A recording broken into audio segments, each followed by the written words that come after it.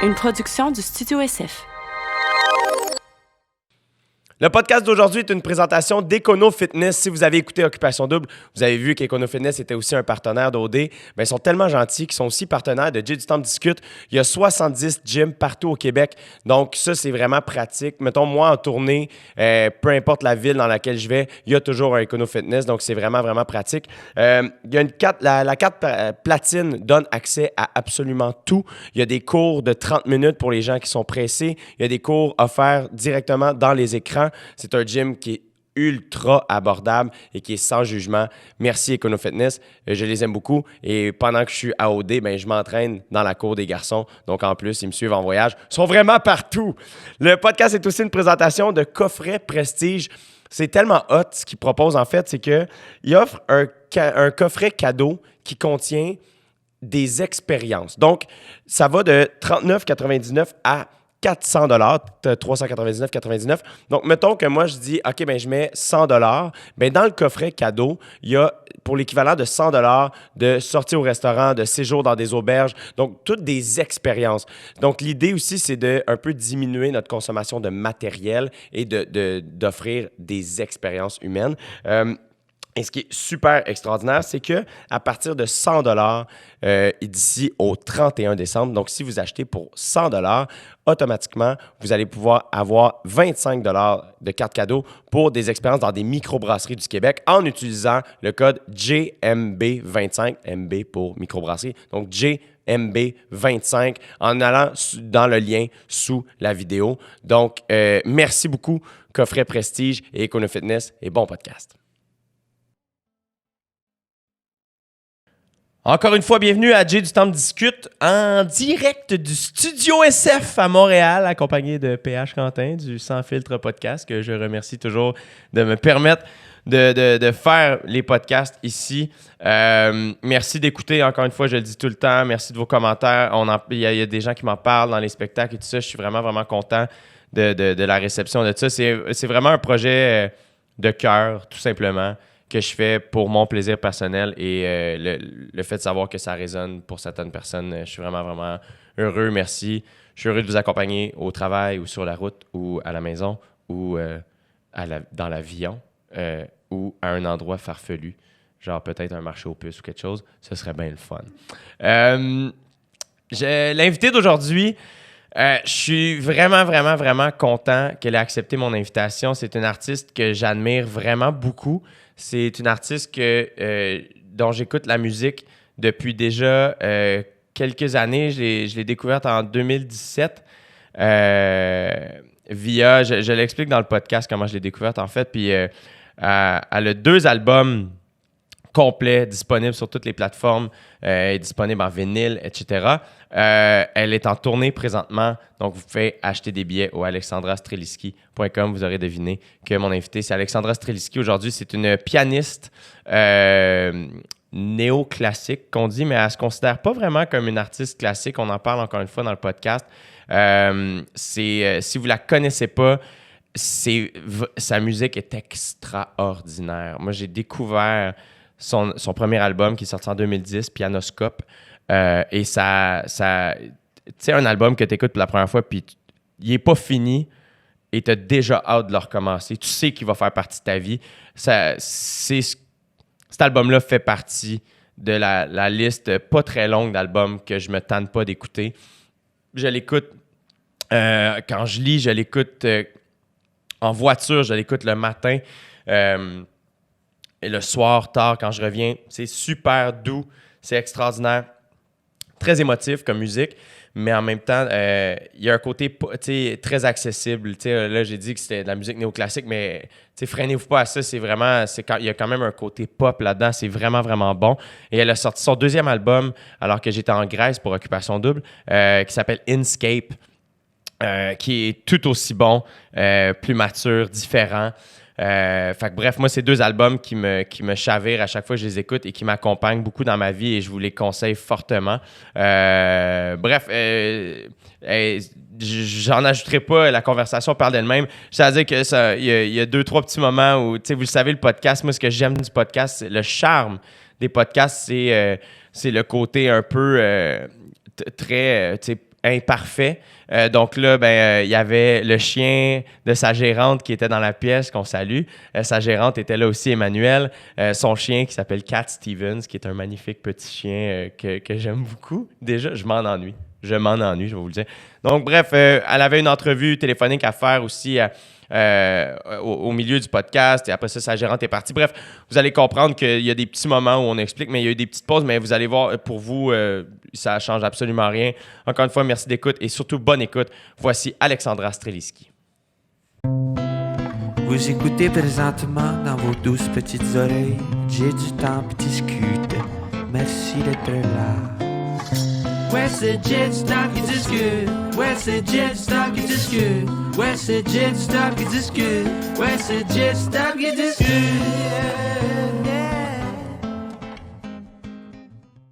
All right. OK. C'est sûr, je vais être pire à la voix. Je sais pas, j'ai un petit quelque chose.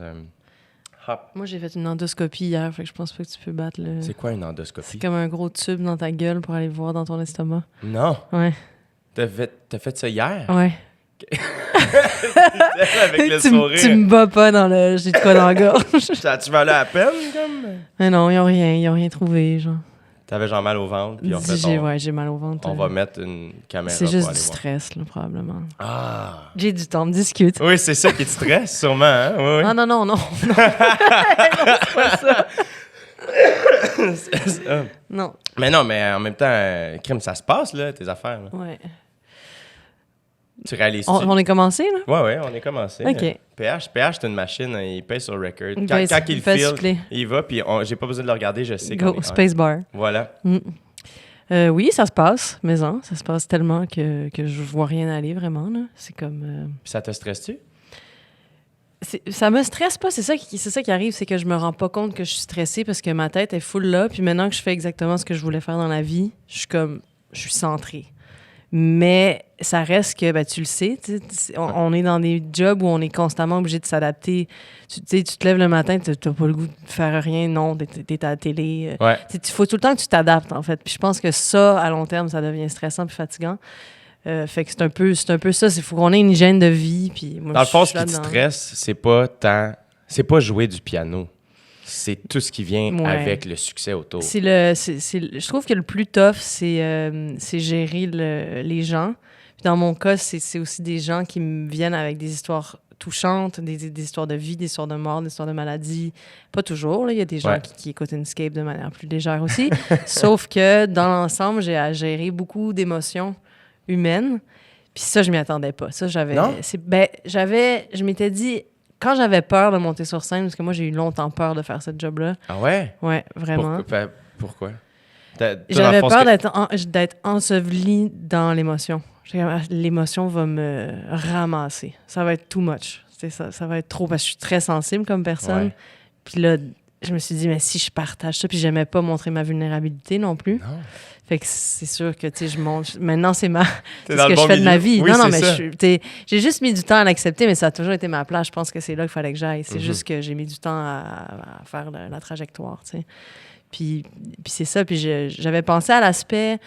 Je vais jouer de la musique sensible sur la scène. Ça va être émotif, ça va être des moments émotifs. Je le voyais bien que quand je jouais du piano, il y avait de la réaction. Ça faisait jamais rien quand je me mettais au piano, tu sais. Ouais. Il y avait soudainement plus de bruit. Puis j'aimais pas ça, là. Moi, mes parents me demandaient de jouer devant du monde. Je disais non tout le temps. Parce que j'aimais pas ça, être responsable du fait que là, tout le monde passe en introspection, tu sais. Ouais. T'as pas envie d'être ça quand t'es ado. T'as pas envie d'être la personne qui soudainement, tout le monde pense à ses souvenirs d'enfance. là, tu sais. Ouais. Puis, donc ça, je m'étais dit, hey, là, ça va être too much. Puis, finalement, j'ai fait la paix avec ça, je l'ai assumé, puis maintenant, je le fais à temps plein. Mais j'avais sous-estimé l'aspect, maintenant, les gens vont m'en parler. Fait que Ouais. là, j'ai aussi le retour du monde. Puis moi, de nature, je suis quand même introspective. Je vais dire Ouais. introspective. Et donc, c'est ça. C'est le nouvel apprentissage que j'ai à faire. Mais c'est un métier d'apprentissage. Là, Ouais. tu le sais, là, nos vies changent du tout au tout. Puis tout est nouveau au début. Ouais, mais c'est ça qui est fascinant, en fait, c'est que j'imagine qu'en amont, le but, parce que moi, c'était ça, mais j'imagine que le but au départ, c'est « Hey, moi, je veux vivre de ma musique. » Puis quand tu te mets à vivre de ta musique, c'est terrifiant. Tu c'est gros. T'es comme, ah, OK, oui, je suis content, ou je suis contente, mais en même temps, ah, mon Dieu, j'ai peur, tu sais. Fait que c'est comme une espèce de mélange de bonheur et de terreur mais qu'à chaque fois, je sais pas si toi c'est ça, mais à chaque fois que tu réussis à passer par-dessus quelque chose de terrifiant, moi, j'ai l'impression de passer un checkpoint, de faire comme, ah, OK, je suis capable de faire ça maintenant. Je suis capable de faire ça maintenant. Fait que les choses terrifiantes, c'est les choses qui me font le plus avancer. Fait qu'ultimement, c'est mes choses préférées. Oui, c'est ça. Moi, je l'ai fait un peu... c'est moins des paliers. C'est comme si... avant de faire ce métier-là, je travaillais en pub, je travaillais dans un studio, je faisais de la post-production. C'est vrai? Oui, je faisais de la musique originale. T'as pas étudié là-dedans? OK, c'est ça, en musique. J'ai étudié en musique, mais je me suis ramassée en pub en une seconde. J'ai fait une gig, puis ça m'a ouvert des portes. Mais en pub, j'avais 23 ans. Là, mais t'étais en prod? J'étais en musique, je faisais de la musique originale. La musique de pub, puis je gérais un département. Fait puis je suis... où la bosse? Elle est dans le studio en train de jouer quelque chose d'extraordinaire. J'étais pas tant là-bas. J'avais une équipe, on était 3, puis on travaillait dans une équipe de 30, mais dans quand même un gros studio qui fait beaucoup de pubs, tu sais. Puis je me ramassais à aller dans les galas, à devoir faire du PR. Je suis devenue actionnaire du studio. Tu sais, je montais les échelons, là, comme quelqu'un qui vit une carrière là-dedans. Puis à un moment donné, mon corps, il a fait « Nope, wrong way, c'est pas par là ». À quel moment ça s'est passé, ça? Ça fait 3 ans. Non! 3 ans et demi, ouais. Fait que t'avais déjà un album de sortie. J'avais un album, parce que ce qui s'est arrivé dans ma vie, c'est qu'à 23 ans, j'ai commencé à faire de la pub. Là, je me suis tannée. J'ai eu besoin de m'exprimer. Là, j'ai fait Pianoscope, qui est mon premier. Puis là, après ça, je suis retournée en pub. Là, je suis allée encore plus en pub. Là, je suis rentrée dans le studio à temps plein, 9 à 5. Mais 9 à 5, on n'avait même pas de fin de semaine, on travaillait tout le temps. Puis là tu sais, j'ai continué, là, dans le fond, à pas apprendre ma leçon de genre... Mais t'étais-tu heureuse? Ben, j'étais heureuse par moments. J'aimais mon travail. C'est cool de faire de la pub. Il y a quelque chose de... Puis je faisais pas juste de la pub non plus. J'ai fait des longs-métrages, documentaires, tout ça. Mais j'avais toutes sortes de projets, tu sais. Ouais, j'étais tout le temps en musique. Puis tu fais un peu de chorale un moment donné. Le lendemain, tu fais une samba. Le lendemain, tu fais une étude de genre de musique médiévale. Puis je faisais beaucoup de piano. Je faisais beaucoup de pièces... Tu sais, les pièces qui te font brailler dans les pubs. Là. Ça. Mais ça a fait la même chose. J'ai frappé le même mur. Puis là, je l'ai frappé solidement, tu sais. Puis donc, moi, j'ai pas vraiment eu le choix. Ça a fait comme, hey, c'est pas là ta place. Puis mon corps a juste arrêté. Il a fait le bacon. Et pourquoi tu penses que 2 fois, comme tu t'es rendu à bout pour pas aller vers ce que ton corps te disait? Mais juste parce que je suis têtue, je pense, puis parce que j'avais peur. Ouais. J'avais super peur de faire ça. Je savais que ça allait faire quelque chose. T'sais. Je le sentais parce que Pianoscope, je l'ai juste mis sur Internet, puis ça s'est rendu aux Oscars. T'sais. J'ai rien fait, là.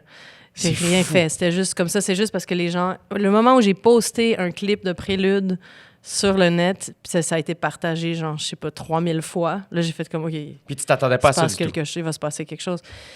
Non, pas du tout. Puis j'ai rien fait non plus. J'ai continué ma vie. J'ai avancé. Je me suis mis à travailler dans le studio.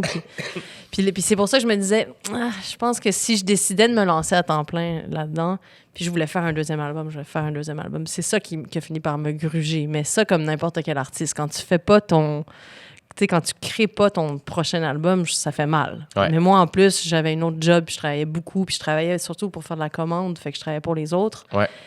Puis pour faire de la pub, là, à la fin, ça manquait de sens pour moi. Ça manquait cruellement de sens.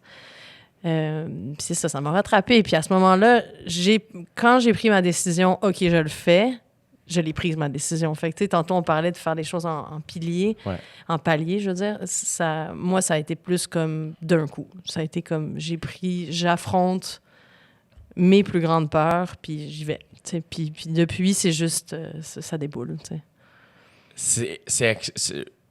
J'aime tout. On va reculer, mettons, au début pour qu'on comprenne comme ta vie.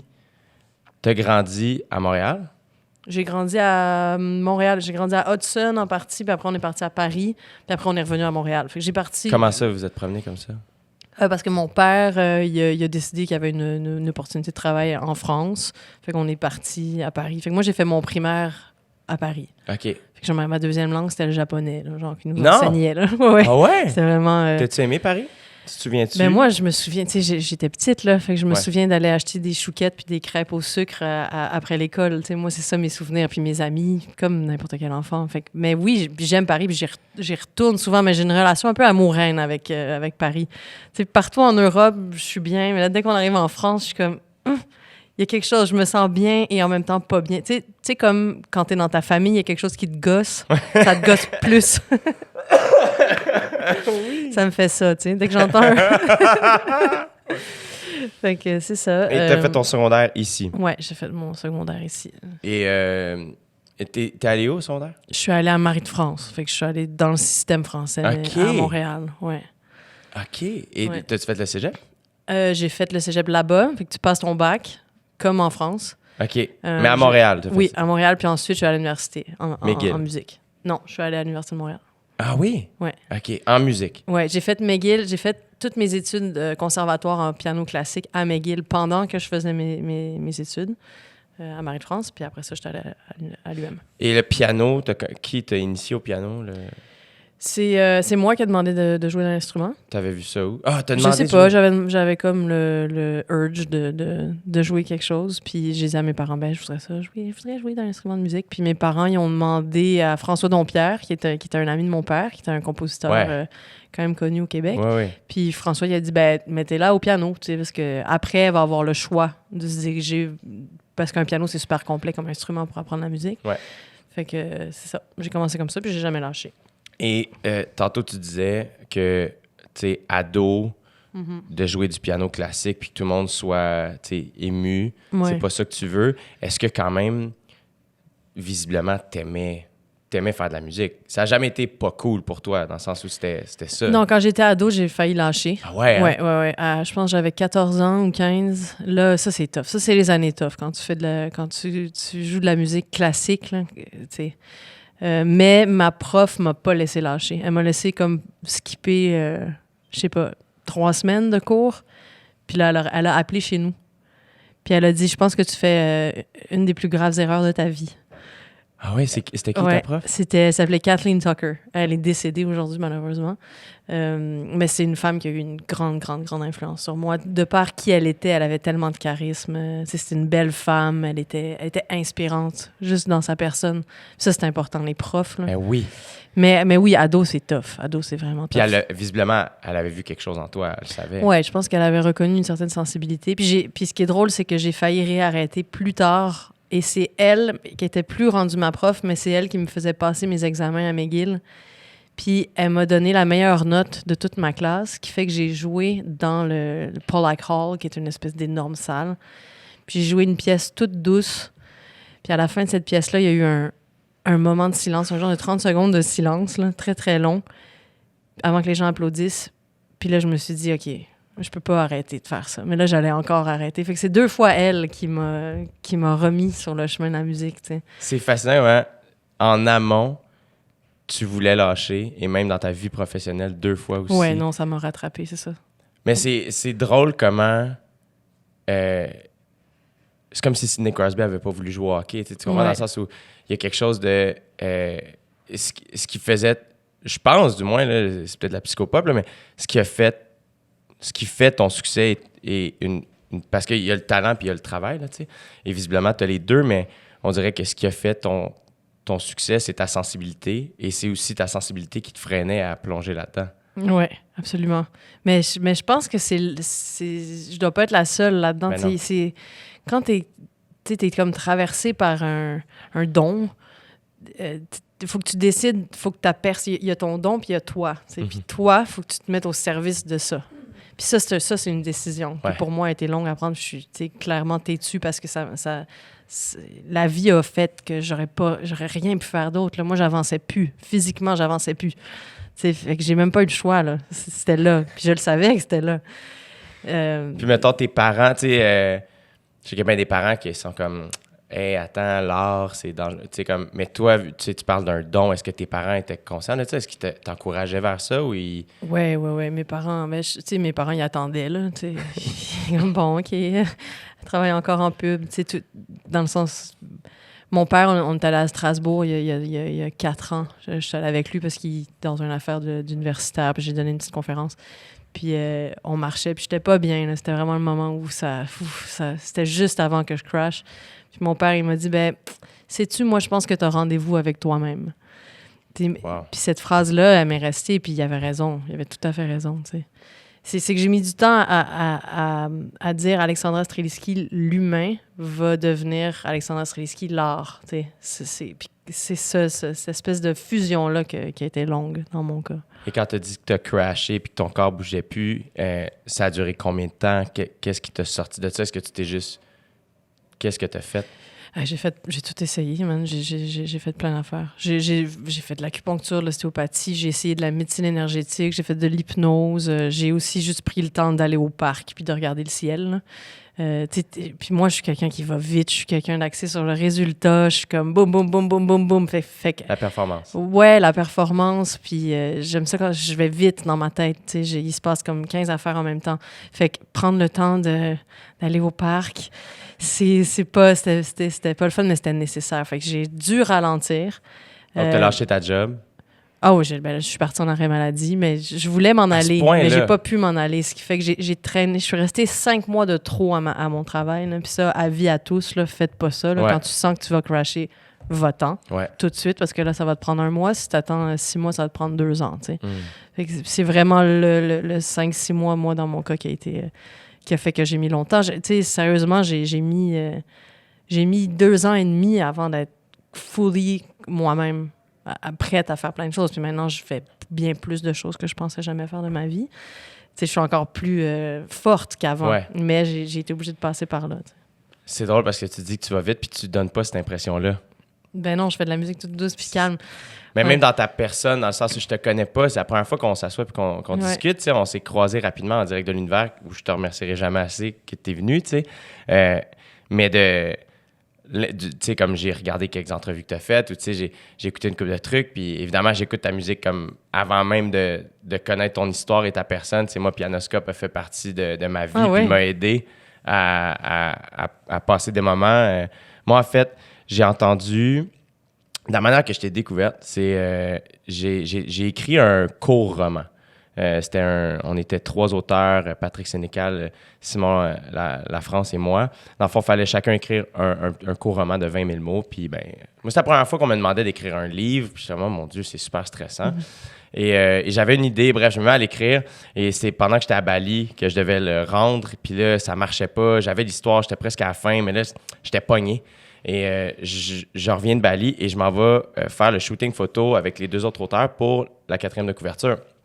Et là, j'étais super nerveux parce que j'allais voir mes éditrices. Puis j'étais comme, ils vont être choqués contre moi parce que j'ai pas rendu le livre. Puis c'est sûr que les 2 autres l'ont fait. Eux, c'est des auteurs, ils sont full bon. Moi, j'étais à chier, je devais recommencer. Pourquoi j'ai dit oui, blablabla. Et les éditrices ont été tellement fines avec moi. Puis ils ont juste fait comme, hey, il est bon. C'est bon ce que tu as écrit. C'est juste la temporalité. C'est tout ce qui manque. Il manque un petit truc, là, tu sais, mais il n'y a pas de panique. Et en partant de ce shooting photo-là, dans la voiture, j'ai mis « On dira ce qu'on voudra », l'émission de radio à Rebecca McConnell, et ça a donné que j'ai entendu une chronique de 3 auteurs, dont, si je ne me trompe pas, Paul Journet était là. C'était 3 auteurs, donc il y avait un journaliste, une autrice, puis je me souviens, une chroniqueur, mettons, et une chroniqueuse, puis il expliquait dans quel contexte il écrivait, comment eux, ils écrivaient bien. Et il y a une des personnes qui a dit, mettons Paul, je me souviens, qui avait dit « Ah, moi, ça prend de la musique, mais avec des écouteurs. Ça peut pas juste être dans la pièce. » Et il y a quelqu'un qui a dit « Moi, ça prend de la musique, pas de paroles. D'ailleurs, Pianoscope d'Alexandra Streliski, c'est mon go-to. » Et je me souviens, j'étais où? Je viens de stationner de ma voiture et j'écoute ça. Et j'ai été chercher ton album sur Spotify. Je suis rentré chez moi, je l'ai mis dans des écouteurs et j'ai terminé mon livre. Malade. Et ça a fait... C'était vraiment là, un moment là, où je suis comme... Pourquoi j'ai entendu cette chronique-là? Pourquoi j'ai trouvé cet album-là? Tout était parfait. On dirait qu'il y a quelqu'un, à quelque part, qui a fait « Ouais, c'est ça. » t'as un ange, là. Ils t'ont donné des cues, là. Et ça, à partir de ce moment-là, ensuite de ça, je t'écoute régulièrement, évidemment, quand je lis, quand je voyage, quand je suis à l'envers, whatever. Mais fait que moi, c'est comme ça que je t'ai découverte. Bref, et tout ça pour dire que tu me sembles pas quelqu'un d'agité ou de... Ça me fait rire que tu travailles en pub, en fait. Oui. Ben, j'ai une nature comme assez... J'ai un esprit de synthèse, qui fait que je suis comme boum, tu sais, je suis là, tel quel, tu sais, je suis pas... Mais mais je vais vite. Ma pensée va vite, tu sais. Fait Ben, c'est parce que visiblement, t'es talentueuse, t'es intelligente pour créer de la musique comme tu fais. Ça prend une certaine forme d'intelligence qui fait en sorte probablement que t'es capable d'aller à un rythme accéléré. Ouais, c'est ça. Je sais pas trop c'est quoi, mais moi, je pense que des fois, tu sais, je me faisais la réflexion hier, je me suis dit, tu sais, peut-être que je fais cette musique-là parce que j'en ai besoin, tu sais, parce que je vais vite dans la vie, puis des fois, je suis rough, puis j'en ai besoin de douceur. Fait qu'avant tout, c'est pour moi que je le fais, puis là, je me suis rendu compte que ça produisait le même effet sur plein de gens. Je pense que c'est le bon point de départ, en fait. Moi, ouais, j'ai commencé à être drôle aussi. La journée où je me suis fait rire, ben, moi. c'est ça. Moi, je pense qu'on est c'est le seul repère qu'on a. C'est est-ce que toi, tu trouves ça beau? Est-ce que tu trouves ça drôle? Puis à partir de là, tu crées. La job de l'artiste, c'est de regarder le plus loin à l'intérieur de lui-même. Ouais. Puis après, c'est là que ça touche les autres. T'sais. Puis avec ce que tu as vécu, tu sais, justement, d'être en arrêt de travail, de physiquement, ton corps te demande de te ralentir puis de te poser des questions, c'est sûr que ça transparaît dans ta musique. Parce que tu n'as pas eu le choix de te poser ces questions-là puis de creuser en toi. Non, c'est ça. C'est que dans le fond, Inkscape, par rapport à Pianoscope, il y a 8 ans entre les deux. Fait qu'Inkscape, il est beaucoup plus mature. Puis ça a été un arrêt de travail. Pour moi, ça aurait pu être d'autres choses. Mais c'est une expérience de vie qui fait que je suis devenue un adulte, en fait. Ouais. Pianoscope, je ne l'étais pas encore.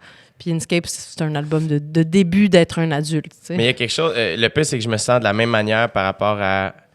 on dirait que ça me rassure de t'entendre dire ça parce que mon premier show, je le termine, puis il y a une partie de moi qui fait comme « Ah, c'est le Jérémy gamin. » Tu sais, comme je suis prête à tourner la page, puis ça va être quoi le Jérémy adulte? Tu sais, le deuxième show, j'ai comme des visions où j'ai des couleurs, puis je suis comme « Ah, faut aller vers quelque chose. » tu sais.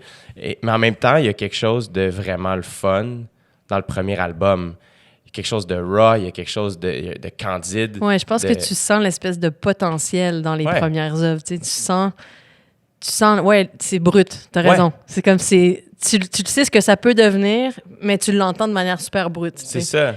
Qui fait en sorte que, tu sais, je pense que, tu sais, mettons, moi, les bands ou les artistes que j'écoute beaucoup, souvent, tu sais, puis je suis pas un professionnel, là, mais tu sais, des fois, il y en a, t'es comme, après, à un moment donné, c'est comme, mon Dieu, il n'y a plus le kick du début, mais tu retournes au premier album, c'est comme, je pense que des fois, faut jamais oublier cette espèce de naïveté-là, cette essence-là, tu sais. Oui, parce que c'est comme un condensé de... Tu sais, moi, Pianoscope, il y a comme 12 albums dedans. Là, une toune, ça peut être 4 tounes. Ouais. Parce que je faisais comme telle affaire, après je passe à telle affaire. C'est comme il y a plein d'idées à l'intérieur de chaque pièce. Comment tu l'as créé, cet album-là? C'était des riffs que j'avais emmagasinés depuis longtemps. Moi, je m'assois, puis là, après ça, il y a un riff qui se met à comme m'obséder un peu. Puis là, je passe, je fais d'autres choses. Là, il revient 6 mois plus tard. Puis à un moment donné, je me suis dit, OK, je vais prendre tous ces riffs-là, puis je vais le structurer, puis je vais en faire quelque chose. Mais tu sais, je l'ai fait avant tout parce que je déménageais de chez nous, puis je voulais que ma mère elle puisse écouter mon piano, parce que ça lui faisait de la peine que je joue plus du piano dans la maison, tu sais. Wow! Puis je me disais, je fais de la pub, ça me tente plus trop. Je me dis, je vais mettre mes tripes sur un album. Puis après, peut-être qu'il y a un réalisateur dans l'univers qui va m'appeler, mais pour ce que moi, je sais faire de plus... que j'aime le plus, c'est ce qui fait le plus triper puis ce qui est le plus naturel. Il y a 2 affaires là-dedans, je veux comme pas passer à côté. C'est que quand tu dis que tu as des riffs, là, est-ce que tu les enregistres audio? Est-ce que c'est juste tu t'en souviens, tes doigts s'en souviennent? Oui, non, j'enregistre rien, j'écris rien. C'est juste, c'est comme une sélection naturelle d'élimination qui fait que ça devient catchy à la fin parce que mon cerveau se souvient juste du bout de catchy.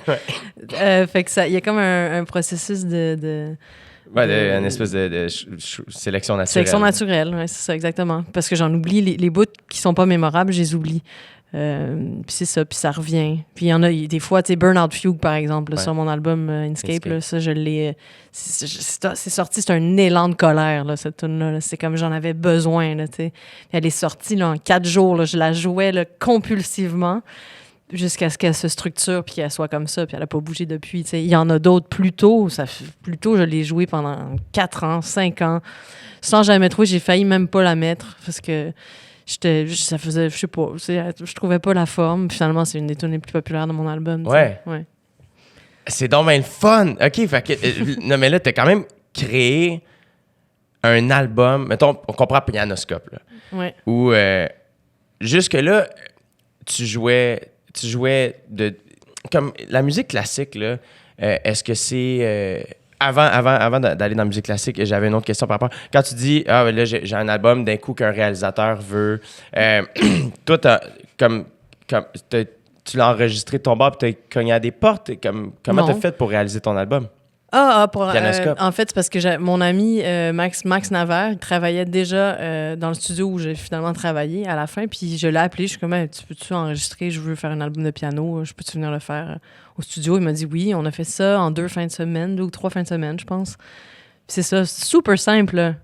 Moi, j'avais aucune ambition avec ça, vraiment. Là. Fait que lui, il a juste enregistré, c'était vraiment... Fait que c'était pur, tu sais. Ouais, ben on l'a bien fait. On s'est vraiment comme appliqué. On a fait des belles prises de son. On a fait un album piano solo. Puis à l'époque, il n'y a personne qui faisait ça. Je veux dire, il y avait Gonzalez qui avait sorti solo piano 1, mais c'est tout. Tu sais, fait que c'était... Mais c'était pas... Tu sais, jamais j'aurais pensé être où je suis aujourd'hui. Puis la musique comme néoclassique, elle a pris vraiment aussi beaucoup d'ampleur à travers le monde. Pourquoi tu penses? Plusieurs raisons. Je pense que premièrement, les gens écoutent beaucoup de piano. Ça leur fait du bien. Ouais. Puis ce qui fait que ça stream, parce que tu l'écoutes beaucoup. Fait que ça stream avec les chiffres, les nombres de streaming sont importants. Fait que là, les labels sont intéressés, tout le monde est intéressé. Quand il se met à avoir des chiffres, les gens sont dedans, donc label intéressé, PR intéressé, fait que ça vit, puis ça devient public. Mais toi, au départ, Pianoscope, tu l'as sorti toute seule. Moi, je l'ai mis sur Bandcamp, puis c'est ma mère qui envoyait les albums aux gens qui les commandaient. Puis on avait des commandes un peu partout, là. Genre, on avait tu sais, je sais pas, là, 5-6 commandes par semaine. Genre, mais partout dans le monde. Partout dans le monde, ouais. Ouais, ma mère, elle ship ça en Indonésie. Elle écrivait fallait qu'elle regarde les caractères chinois pour bien écrire les trucs. Wow! Ouais.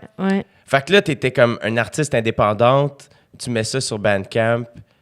Ouais. Ça part pas loin du jour au lendemain, là, dans le sens... C'est ça. Il y a le clip que j'ai sorti. Fait que tout ça, je l'ai fait avec Pierre-Luc Racine. C'est un ami réalisateur. Il est venu au chalet. On a fait ça... zéro budget, puis on a mis ça sur le net. Puis là, ça s'est mis à réagir. Puis là, ça s'est rendu, je sais pas... Moi, je le sais que les gens... Parce que quand j'ai sorti Inscape, j'ai vu que, mettons, France Baudouin, ça faisait des années qu'elle écoutait Pianoscope. Oui. Toi, genre, moi, je pouvais pas me douter de ça.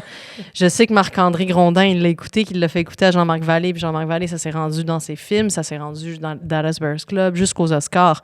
Là, les Québécois ont fait comme, c'est qui la fille dont la musique est aux Oscars? Non. Puis un album qui date de 2010, là. Ouais, 2010.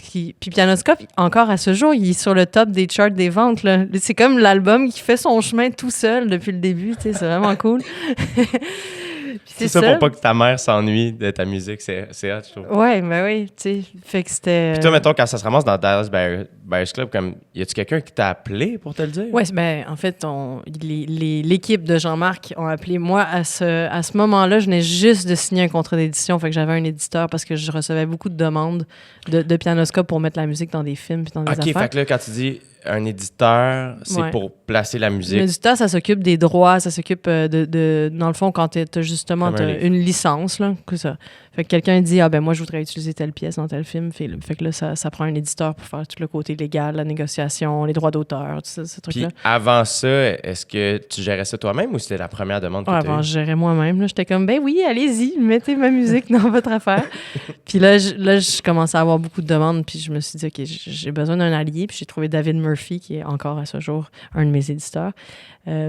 Puis David, une chance, est arrivé juste avant l'épisode de Jean-Marc Vallée. Puis Jean-Marc, après, il a synqué ma musique dans 4-5 de ses trucs, tu sais. Fait que là, c'était rendu plus next level. Fait que j'étais contente que David soit là. Mais c'est vraiment hot. Tu sais, comme... C'est fascinant comment... Un style de musique qui est super... Ça se dit, là, c'est classique, mais on s'entend, il y a quelque chose de très noble, mais on dirait que tu... Mais oui, puis non, tu sais, c'est une instrumentation classique, là, c'est du piano solo, mais ma musique, elle est pas classique. C'est comme un mélange de pop, de musique de film. C'est là où j'allais. Tu sais, c'est pas de la musique classique. Moi, je trouve pas que c'est de la musique classique. C'est sûr que mon influence, mon background, ma technique, c'est de la technique classique, mais c'est comme du très, très pop classique. Là, Mais c'est là j'allais, c'est ça qui est le fun, c'est que j'allais dire, tu l'as comme amené dans la pop, puis c'est là où je trouve ça le fun que l'adolescente qui était pas certaine de vouloir faire ça, finalement, il y a des ados qui écoutent ça, tu sais. Oui. Oui. Ben oui, puis tu sais, je veux dire, Mozart, c'est un artiste pop de son temps, là, tu sais. Ouais. Puis un jour, ben, il y a eu un clivage entre le classique puis d'autres, puis la musique classique est devenue tellement élitiste que genre, tu lis le titre puis tu te sens con juste en lisant le titre, là. Écoute, je touche comme Marge Simpson qui fume, ça n'a pas d'allure. Mais C'est parce qu'on fume des grosses clopes ici, Ouais, c'est vous ça le que les gens voyez pas, savent pas en studio, là. Mais- On fume des blondes en arrière. Il fait froid au Québec comparativement à l'Afrique du Sud. Ma gorge n'a écopé. Ah. Mais il y a une affaire. J'avais une question à te poser par rapport à la musique classique où, justement, je me sens con puis j'aimerais ça apprendre. Quand c'est écrit, mettons, concerto en D majeur, c'est quoi? Dans le sens où, Sérieux, mettons... je suis comme vraiment pas la bonne. Genre, Non? je sais que je peux avoir la gueule de la fille qui connaît la musique classique, mais j'étais tellement une mauvaise élève à ce niveau-là, là, genre. Mais un concerto, c'est une forme, fait que ça veut dire, c'est une forme en 3 mouvements où est-ce qu'il y a un instrument soliste puis un orchestre qui accompagne. OK. Puis D major, c'est la gamme, c'est Ré majeur. Mais qui fait en sorte que tu peux... C'est votre manière puis peut-être que c'est une question super stupide, là, mais est-ce que c'est votre manière de faire des genres de cover, mettons, de Mozart, de faire Mozart l'a fait en telle gamme, mais moi je veux la faire en telle gamme, c'est ça? Je sais pas, parce que sérieux, je fais tellement pas ça, là. Non, c'est ça. Mais, OK. mais c'est une forme. C'est comme si moi, je décidais que, par exemple, je vais faire comme 3 de mes tunes, je vais les mettre les 3 ensemble, puis là, ben, c'est des formes. C'est OK. c'est comme dire... c'est comme dire que tu écris une nouvelle ou un essai ou un roman OK. ou un recueil de poésie. OK. C'est exactement ça. OK, parfait. OK, c'est une déclinaison. C'est ça, Ouais. c'est ça. Mais ça, tu vois, ça, c'est exactement tout le vocabulaire que moi, je veux pas employer. Tu sais, je joue un peu avec ça. J'ai appelé Burnout Fugue. C'est une fugue. Une fugue, c'est comme tu as plusieurs voix en même temps, plusieurs voix mélodiques. Puis moi, c'était une métaphore avec plusieurs voix, ta tête qui rumine quand tu es en burn-out. Ouais. Puis tu as plein d'affaires, ta tête, elle n'arrête pas. Puis à un moment donné, ça explose. Tu sais. Mais c'est lourd, je trouve, ce vocabulaire-là. Puis moi, je m'associe pas tant à ça. Est-ce que le milieu classique, est-ce que tu te sens pas accepté ou y a-t-il une tension ou c'est tout ça est bien assumé puis tout le monde est bien d'accord ou... Ben, on est comme des hybrides un peu, là, tu sais. Moi, je suis ni une artiste pop. Je vais être la figure classique du milieu pop, puis je vais être la figure pop du milieu classique. Puis t'aimes-tu ça? C'est pas mal. Mais moi, ça fait longtemps que j'ai accepté que j'étais comme le vilain petit canard là, qui fit nulle part. Là. J'ai été obligée de me dire, OK, moi, je suis comme un peu un hybride. Tu sais, je suis née au Québec, mais j'ai étudié en système français. Tu sais, je fit pas dans des cases. Puis c'est correct. Puis maintenant, j'en ai fait une force de pas être dans des cases. Parce que quand t'es pas dans des cases, tu peux aussi être dans toutes les cases. Mais il faut que tu inventes ton chemin. Il faut humainement que tu sois game d'être différent. Tu sais. Mais être différent, c'est une force. Ouais, absolument. Mais ça prend du temps à assumer, puis c'est normal. Du temps. Oui, parce qu'on veut fitter, on veut tous fitter in, on veut tous être comme les autres. Puis on sent Moi, je voulais tellement être comme les autres. Là. J'ai passé du temps à me dire, mais je l'ai jamais été. Je l'ai jamais été. Puis aujourd'hui, je suis juste comme, bon, ben voilà, tu sais. Je suis à ma place. Je suis pas comme les autres, officiellement, Oui. de manière publique. Ah, mais c'est sûr que ça fait du bien, par exemple, ce sentiment-là. Ouais, ben parce que c'est comme un enlignement. T'es comme, OK, ben, ça a toujours été ça, je le sentais, ça tirait avant, maintenant ça tire plus. Maintenant c'est plus l'assumer, puis comme je disais tantôt, s'adapter à différentes situations, puis à dealer avec la réalité de c'est quoi vivre cette vie-là, tu sais. Puis, quand tu t'es installé pour faire Inkscape, tu sais, bon, t'avais fait Pianoscope en 2 fins de semaine, t'étais comme toute seule avec ton ami réalisateur. Il y avait quelque chose, une grande, grande liberté, une innocence, mais dans le bon sens, là. Mais là, ton deuxième album, là, j'imagine qu'il y avait un label peut-être qui était là, il y avait du monde, il y avait des yeux qui te regardaient. Est-ce que tu sentais une pression ou au contraire, pour toi, c'était une libération? Faire, hey, moi, là, je suis sorti de ma job, j'ai passé 2 ans vraiment tough et là, je fais ce que j'ai besoin de faire. Mais j'ai eu la chance de pas avoir cette pression-là parce que parce que Inkscape, il était déjà enregistré dans le fond. Au moment où j'ai rencontré ma gérante, qui est encore ma gérante aujourd'hui, qui est dans cette pièce en ce moment en train de fumer des gros battes en arrière. J'espère qu'il y a des gens qui nous croient. Ouais, c'est ça juste pour clasher encore plus avec l'image classique, tu sais. Mais c'est ça, quand on s'est rencontrés avec Emmanuel, là, c'est sûr que là, Manu, elle a cogné à plein de portes. Il y avait de l'intérêt de plusieurs labels. Mais Inkscape, il était déjà presque terminé. Fait que j'ai pas eu cette pression-là. Je vais l'avoir plus là, je pense. Pour le prochain? Ouais, pour le prochain. Parce que là, Inkscape a connu un certain succès, puis là, j'ai un label. Fait que là, c'est quoi la suite? T'sais? Fait qu'à voir, mais je pense que je vais avoir la même démarche. C'est juste comme on disait tantôt, de regarder le plus loin à l'intérieur de moi. T'sais. C'est ça qui est le fun, je pense, avec ta forme d'art, c'est que ça demeure très, très, très personnel. Dans le sens où j'imagine que tu joues du piano pour toi, quand tu le sens, c'est un échappatoire, puis par la bande, ben, ça devient des chansons qui résonnent dans le cœur des gens, qui font en sorte que ton album, ton processus demeure le même, j'imagine, dans le sens où c'est chez vous avec tes affaires puis tes riffs que tu découvres toi-même. Oui, tout à fait. C'est juste que je suis jamais chez nous. Enfin, en ce moment, c'est ça mon challenge. Puis sur la route, je peux pas composer dans le tour bus. Il n'y a pas de piano. Fait que j'ai le défi de ne pas être chez moi. Mais là, tu vois, j'ai une couple de mois où est-ce que je tourne au Québec. Fait que ça, c'est cool parce que je vais pouvoir revenir à Montréal durant la semaine. Fait que je vais peut-être avoir un petit peu plus de temps. Mais oui, c'est juste ça le processus, puis c'est le même. Là. L'affaire, le piège, c'est comme « Ah non, les gens l'attendent. Ah, est-ce que ça va être aussi bon qu'Inkscape? Ah, est-ce que ça... » Mais ça, c'est le piège de tous les artistes. Là, si tu te mets à regarder vers l'extérieur, à te dire « OK, si tu penses trop au regard des autres, mais en général, c'est le piège. Là. Si tu vis ta vie en pensant trop au regard, au jugement que les autres vont poser sur toi, tu seras pas bien. Non, tu seras pas toi-même. » Est-ce que tu es du genre à être picky puis il faut que tu joues sur un certain type de piano? Non, je suis pas... ça m'arrive là, d'avoir un clash avec un piano puis d'être un peu en tabarnak, là, mais je suis pas... Ça fait pas partie de ma personnalité d'être comme « Je veux un Steinway 9 pieds ou rien d'autre. » C'est pas moi.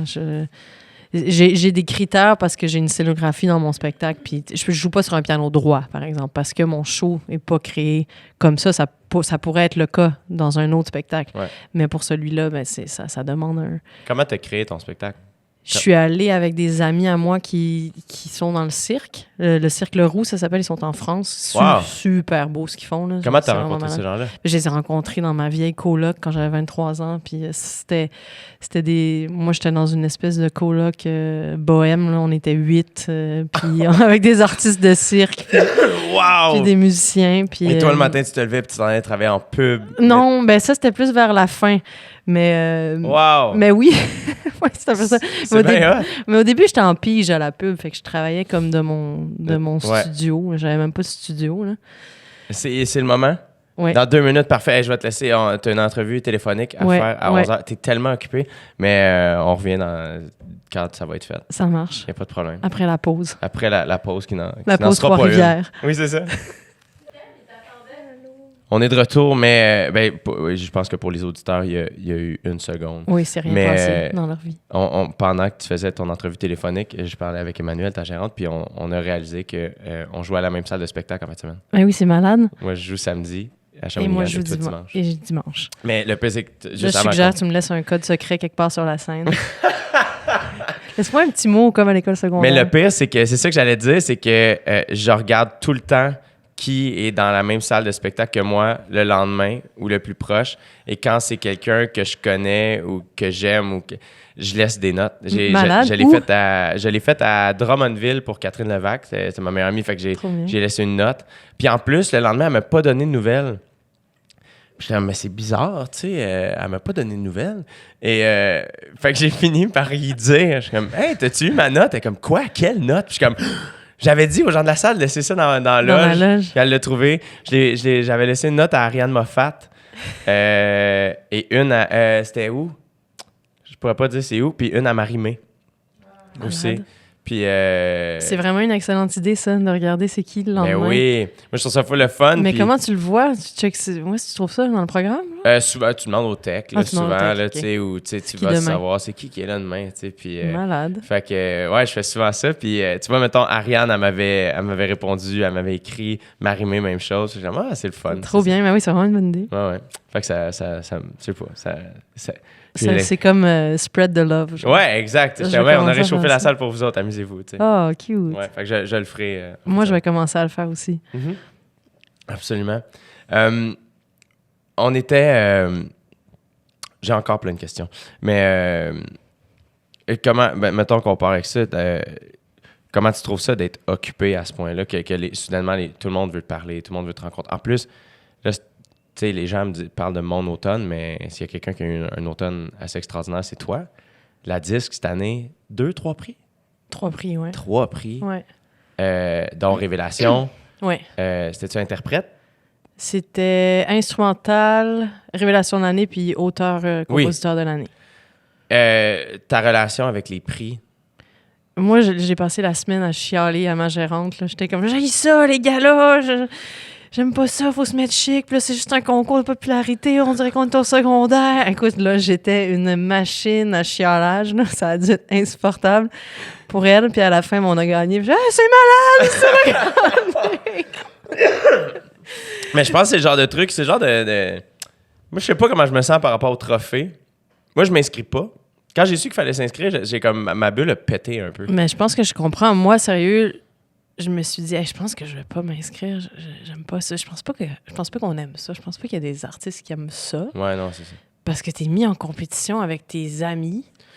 Puis C'est tes amis, ça devient pas tes amis jusqu'à ce que tu sois... Tu sais, là, maintenant, moi, c'est toutes mes amies. Ouais. Ben, c'est toutes mes amies. C'est un grand mot, mais dans le sens que ça va être encore pire les années d'après. Puis en même temps, dès qu'il y en a un qui monte sur scène, t'es content pour la personne qui gagne. Exact. Moi, je trouve... C'est ça que je trouve cool. Mais puis c'est ça qui est important, C'est en que fait. t'es comme un peu semi dans une compétition que tu veux pas assumer. Ouais. Jusqu'à ce que là, il dit c'est qui le gagnant, puis là, t'es content pour la personne. Voilà. Parce que là, tu te ramènes tout de suite à l'humain, puis on vit des réalités qui sont quand même particulières. Ouais. Puis si on n'est pas pour se comprendre les uns avec les autres, qui va nous comprendre, tu sais? Fait que c'est une relation particulière, puis moi, c'est la première fois que je fais vraiment face à ça, là. J'avais gagné déjà des prix en pub, mais je m'attendais pas à gagner du tout quand j'ai gagné, puis il y avait rien, c'était pas du tout pareil, puis c'était pas le fruit de mes entrailles non plus qu'on Non, mettait en c'est ça. compétition avec quelque chose, tu sais. C'est le genre de truc où je pense que quand t'es nommé ou quand tu gagnes, tu dois être heureux. Et quand t'es pas nommé ou tu gagnes pas, faut que tu sois indifférent. C'est ça. Moi, c'est un peu comme dur ça que dans j'ai... la vie, ça. C'est super Qui difficile. fait, tu sais, que tu peux pas faire ça vraiment. Soit Ben, tu pis investis, soit tu l'es pas. Tu sais, c'est là, ça nous demande un genre de demi-mesure weird. Ouais. C'est la raison pour laquelle je me suis pas inscrit. Là, tu t'es pas inscrit aux Olivier? Ouais. Ouais. Et puis, tu sais, moi, je suis chanceux, tu sais, c'est... Ben, puis, I guess que c'est la même chose, toi, avec Emmanuel. Tu sais, quand tu travailles avec quelqu'un qui a vraiment juste ton bien tu sais, au cœur de son travail. Moi, c'est ma sœur, ma gérante. Laurie, elle, c'est comme... Hey, man, tu fais Ça ce que change tu veux. rien. Ben ouais. Hey, comme, je peux t'inscrire. Comme je peux ne pas t'inscrire. Je peux t'inscrire puis pas t'en parler. Comme, qu'est-ce que tu veux? Ouais. Puis moi, je passe... La fois où je me suis inscrit, j'ai pas été sélectionné pour Révélation de l'année, puis j'étais... Ou Découverte de l'année aux Olivier, ça s'appelle, puis j'étais bien déçu, j'étais triste cette journée-là, parce que je pensais mériter ma place là-dedans, puis là, j'étais comme...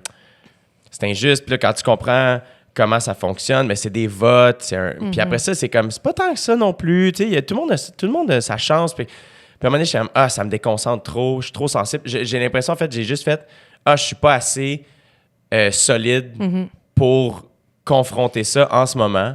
Fait que j'aime mieux juste m'en extraire et me concentrer à être heureux. Je pense que tu as totalement raison, puis que c'est super intéressant de dire que ça nous déconcentre. Puis moi, c'était une partie de ça qui me mettait en tabarnak. J'étais comme, hey, je l'ai pas. Il y a des gens dans mes salles, je vends des disques. Là, si jamais j'ai une déception, ça va m'influencer, puis ça me tente pas que ça m'influence. Puis là, il va falloir que je passe du temps à pas être déçu, à pas être influencé par ce prix-là, parce que dans le fond, t'es content quand tu l'as, mais comme tu dis, sinon, c'est pas grave, Ouais. tu sais. Puis sinon, tu te ramènes à la réalité, puis c'est parce qu'on n'en a pas beaucoup de manœuvres. Tu sais, on est tout le temps occupé, faut tout le temps être présent à ce qu'on est en train de faire. Ouais. Fait que là, de te faire déconcentrer par une compétition que t'as toi-même pas voulu, c'est tough. Tu sais. C'est ça. Puis moi, pour moi, c'est là où je veux juste vraiment, tu sais, je me souviens quand Catherine Levac a gagné son premier Olivier, j'étais tellement content.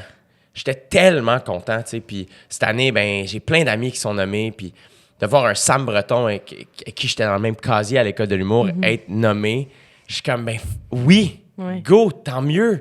Extraordinaire, tu sais. Fait que... Et j'aime mieux me concentrer là-dessus et moi, pas me déconcentrer avec ça. Il y a quelque chose que... Moi, par contre, tu sais, mon gala préféré, c'est la disque. Tu sais, c'est mon gala favori. Évidemment, Louis-José anime, puis tu le check, mais...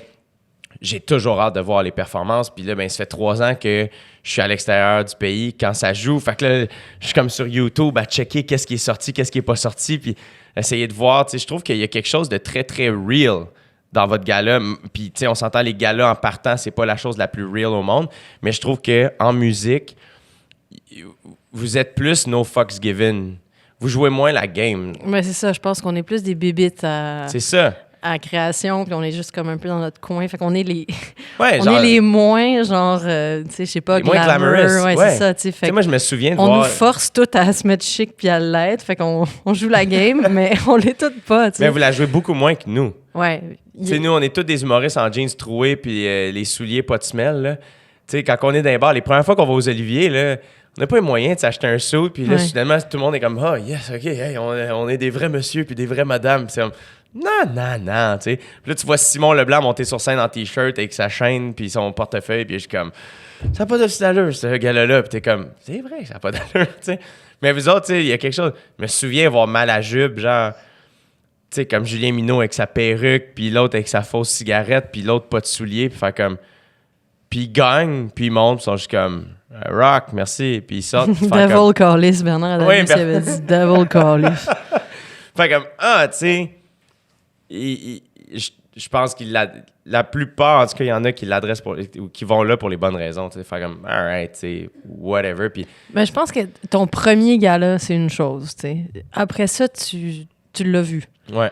Moi, ce que j'ai vécu le plus mal, c'était le premier gala, celui à Télé-Québec. Parce que là, je savais pas. Là, je découvrais tout. Puis j'étais comme, oh non. Et là, on est comme en compétition. J'aime pas ça.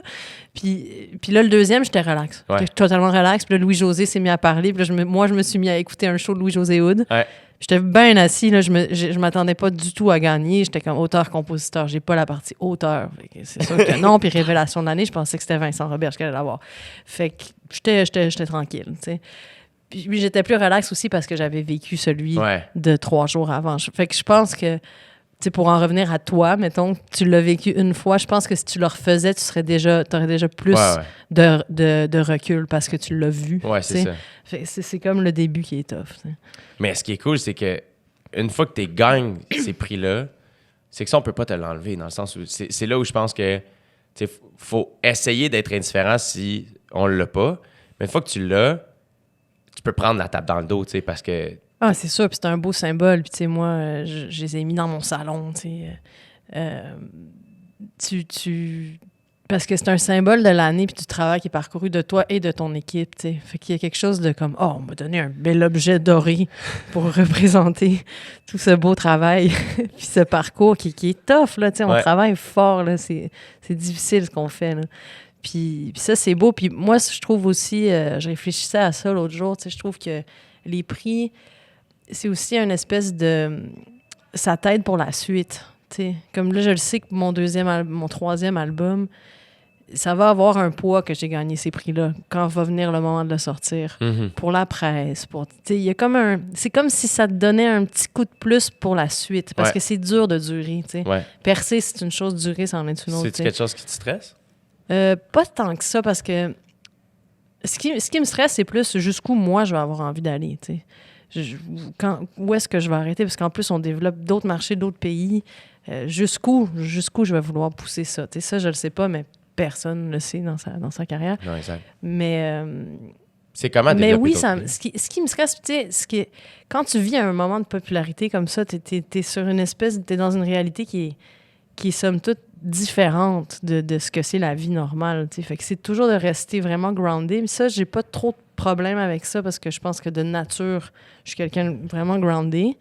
Mais c'est tricky d'être dans l'œil du public. Ouais. Tu sais. Il y a quelque chose de... Si on te l'enlève du jour au lendemain, comment tu vas réagir? Puis je pense qu'il y a des gens qui réagissent mieux que d'autres à ça. Mais le piège, c'est d'être comme, non, je veux pas sortir de l'œil du public, je vais sortir un album tout de suite, je vais faire ça, puis ton album ne sera pas bon, mais tu vas avoir de la presse 2 secondes après. Fait que, tu sais, c'est pas de rentrer dans cette game-là. Je pense que c'est ça qu'on vit comme réalité. Que monsieur, madame, tout le monde ne voit pas en arrière. Tu sais. Non, c'est ça. Mais le piège, c'est de scraper ta création parce que tu es trop en train de penser à l'œil du public. Tu sais. Ben, puis ce qui est dur aussi, c'est que ça se ramasse dans ton inconscient aussi. Mm-hmm. Tu sais, c'est que inconsciemment, tu sais, moi, mettons, quelque chose qui me... Puis je peux pas dire qui me fait peur, mais quelque chose auquel je pense beaucoup, c'est que je veux pas devenir une parodie de moi-même. Oui. Tu sais, de faire quelque chose, plus parce que j'ai envie de faire ça, mais faire quelque chose parce qu'inconsciemment, je sais que les gens m'aiment quand je fais ça, donc je vais continuer à faire. Puis là, à un moment donné, tu te ramasses d'une loupe et t'es comme, hey, là, t'es rendu loin. Je pense qu'en plus, je pense même que, je sais pas en humour si c'est exactement comme ça, je pense que oui, mais c'est qu'à un moment donné, je pense qu'il faut que tu prennes des risques comme artiste. Ouais. Tu peux pas t'asseoir confortablement dans ton succès ou dans ce que tu as fait qui a marché. Faut que moi, j'ai l'impression qu'il faut prendre des risques pour continuer à avancer. T'sais. Absolument. Absolument. Puis est-ce que tu as ce réflexe-là? Non. Moi, mon réflexe, c'est plus d'être comme ça marche. Comme je disais, mon esprit de synthèse, là, ça marche, ça marche. Et puis je le fais complètement inconsciemment. Là. C'est vraiment pas quelque chose que je fais rationnellement. La chance que moi j'ai, c'est que quand je m'exprime dans le piano de manière la plus authentique possible, ben c'est aussi ça qui fait que ça résonne chez le monde. Fait que ma seule job, c'est d'être authentique avec moi. Je peux pas vraiment me tromper. Je peux pas... si je me mets à écouter plein de musique néoclassique puis là, à imiter, ce qui est pas mon cas parce que j'en écoute zéro, ça serait un piège. D'être comme, je vais faire ça parce que ça a bien marché dans le cas d'un tel, dans le cas d'un tel. Mais mon réflexe, c'est pas non plus d'être comme c'est quoi le petit... qu'est-ce que je pourrais mettre comme texture vraiment avant-gardiste qui pourrait... C'est pas moi, ça. Ça, c'est zéro moi. Moi, c'est comme comment je fais pour avoir l'émotion la plus brute. Puis ça va rester ma ligne directrice parce que je sais pas faire d'autre chose. T'sais. Puis est-ce que ça arrive des fois, je sais pas dans quel Pianoscope, mettons, tu l'as créé dans un contexte où tu quittais la maison familiale, fait qu'il y a quand même un contexte de « Hey, Colin, ça va être dur », ou tu sais, peut-être pas dur, mais il y a un petit deuil à faire là, donc tu as créé quand même, cet album-là est comme teinté de ça un peu. Inkscape a été créé, tu sais, dans un contexte aussi un peu genre, un peu pas terrible, mais dur. Est-ce que c'est une crainte que tu vas bien, tout va bien, t'as-tu peur de... Des fois, les artistes, les auteurs, compositeurs, interprètes, c'est comme, il y a quelque chose de « Ah non, il faut que ça aille mal pour que ma musique soit bonne ». T'as-tu une inquiétude que t'as? Ben, c'est sûr que, tu sais, je pense que des fois, on a un peu le réflexe comme artiste de tout décalisser notre vie pour se ramasser dans la plus grande terreur et le grand vide pour pouvoir créer quelque chose. Là. Genre, c'est pas un mythe, là. C'est vrai qu'on fait ça, puis c'est vraiment destructeur, puis ça fait mal comme humain. Ouais. Mais vraiment, il va falloir que je trouve une autre façon. Parce que ça me tente pas et ça va bien dans ma vie. Ceci dit, la charge émotive dont je te parlais tantôt des gens, ça, c'est... Je suis face à beaucoup plus d'expériences humaines que je l'ai jamais été. T'sais. J'avais une madame l'autre jour qui me parlait de son amie qui venait de se faire amputer une jambe. Puis, il y a beaucoup d'histoires là-dedans qui font que je suis en contact avec beaucoup d'histoires humaines. Fait que ça, je pense que ça va nourrir quelque part. Ça sera pas forcément... Ça n'aura pas besoin d'être moi qui vis tout. Ça va aussi être un petit peu plus tourné vers l'extérieur, j'ai l'impression. Mais puis, ce qui est le fun là-dedans, c'est que c'est tourné vers l'extérieur, mais le canal demeure l'émotion. Oui. Donc, c'est des gens qui te partagent leur émotion, puis toi, dans la création, mais t'es... Tu deviens une éponge un peu, puis tu le retransmets, tu sais. Absolument. Ouais. Tu dis que tu as le réflexe d'être groundé aussi, ou du moins que tu as la chance d'être un peu comme ça instinctivement. J'imagine qu'il y a quand même... Tu dois avoir une garde rapprochée aussi qui t'aide Clairement. à garder l'essence d'Alexandra dans ta vie, dans ta création, dans ta Ben, c'est sûr qu'il y a plein d'affaires que moi, je ne vois pas passer, que c'est juste Manu qui filtre, puis ça se rend jamais jusqu'à mes oreilles. J'ai toute une équipe en arrière. Là, on n'est pas tout seul. Nous, on est ceux qui sont dans le spotlight. Là, en arrière, il y a du monde. Puis sinon, ben, je fais attention moi-même à faire attention à cette essence-là. Comment tu fais? Je sais pas encore. Je cherche encore des trucs. Mais... Visiblement, moi aussi, c'est pour ça que je pose la question. je pense qu'on a... C'est comme tout le monde. Quand t'es vraiment occupé, quand t'es vraiment... ta tête est tout le temps en train de faire quelque chose, comment tu fais pour rester plugué avec toi-même, avec ton cœur? Tu prends le temps. Tu te poses la question. Tu respires. Il faut juste pas perdre... Puis tu sais, moi, l'épisode d'épuisement professionnel que j'ai eu, ça m'a vraiment appris cette leçon-là. C'est comme, je peux pas botcher cette job-là. Je peux pas perdre contact avec moi-même. Je vais me prendre un coup de pelle solidement d'en face si je le fais. Donc, maintenant, c'est plus une question de survie, quasiment. T'sais. Ouais. Puis de trouver cet équilibre-là. Ouais. Tu sais, parce que c'est tellement le fun comme travail. C'est ça qui arrive. C'est que c'est tellement le fun que tu oublies que c'est un travail. Dans mon cas, en tout cas, moi, ça a été ça. Oui, c'est comme ta vie plus qu'un travail. Genre. Ouais. C'est comme ta vie. Ouais. Et à un moment donné, c'est comme... Tu sais, jamais que mes parents, mettons, m'ont freiné. Mais moi, j'ai la chance d'avoir un entourage vraiment extraordinaire. Puis, tu sais, l'été passé, c'est arrivé... Tu sais, quand mes parents, mettons, l'été passé, sont venus voir mon spectacle à Magog, ils ont fait « Ah, on va venir voir ton show parce qu'on trouve qu'on te voit pas beaucoup, tu sais. Puis je partais la semaine après pour l'Afrique du Sud, puis j'ai fait « c'est parce que si vous venez à mon show, moi, je vous vois pas, tu sais. » Et ma mère, j'ai dit « Ouais, mais nous, on te voit. » Puis j'étais comme « Ah! » Ça m'a comme fait de la peine, parce que j'étais comme... Puis je lui ai dit, on peut-tu souper avant? J'avais pas le temps de souper avant, j'avais une émission de radio. Puis on pourrait prendre un verre après. Puis je pouvais pas, je m'en allais d'un chalet pour relaxer. Puis j'arrive au chalet, puis il y a une personne qui est comme, je suis content, mais en même temps, j'aurais peut-être dû partir le lendemain pour prendre un temps avec mes parents. Puis, fait que, tu sais, ça a fait en sorte que, ça a vraiment, c'est un moment super anodin, mais moi, j'ai fait comme, ah, mon Dieu, OK, là, attends, là. Tes parents viennent te voir en show pour te voir. Ouais. Il y a de quoi de triste, là, tu sais. Puis c'est correct, il y a des moments plus difficiles. Il y a des moments où tu travailles plus. Mais tu sais, c'est une des rares fois où, tu sais, cet été, là, quand ta mère a fait comme... Tu sais, des fois, avoir une journée de congé par semaine, ça, tu sais, c'est pas beaucoup. Je suis comme, elle a raison, tu sais. Ouais, non, c'est sûr. Tu sais, moi, hier, il fallait que j'aille dans un rendez-vous à l'hôpital pour faire un test, tu sais, puis j'ai demandé à ma mère de venir avec moi, tu sais, puis la pensée est venue de comme, ah, mais ça va être un moment que je vais passer avec ma mère. Je l'ai pas vue depuis comme 1 mois et demi parce que j'étais en tournée en Europe, puis je viens de revenir. Puis là, mais mon père, des fois, je suis comme, veux-tu venir me chercher à l'aéroport? Fait qu'il vient me chercher à l'aéroport où il m'amène. Fait que là, ça fait un moment où je peux le voir.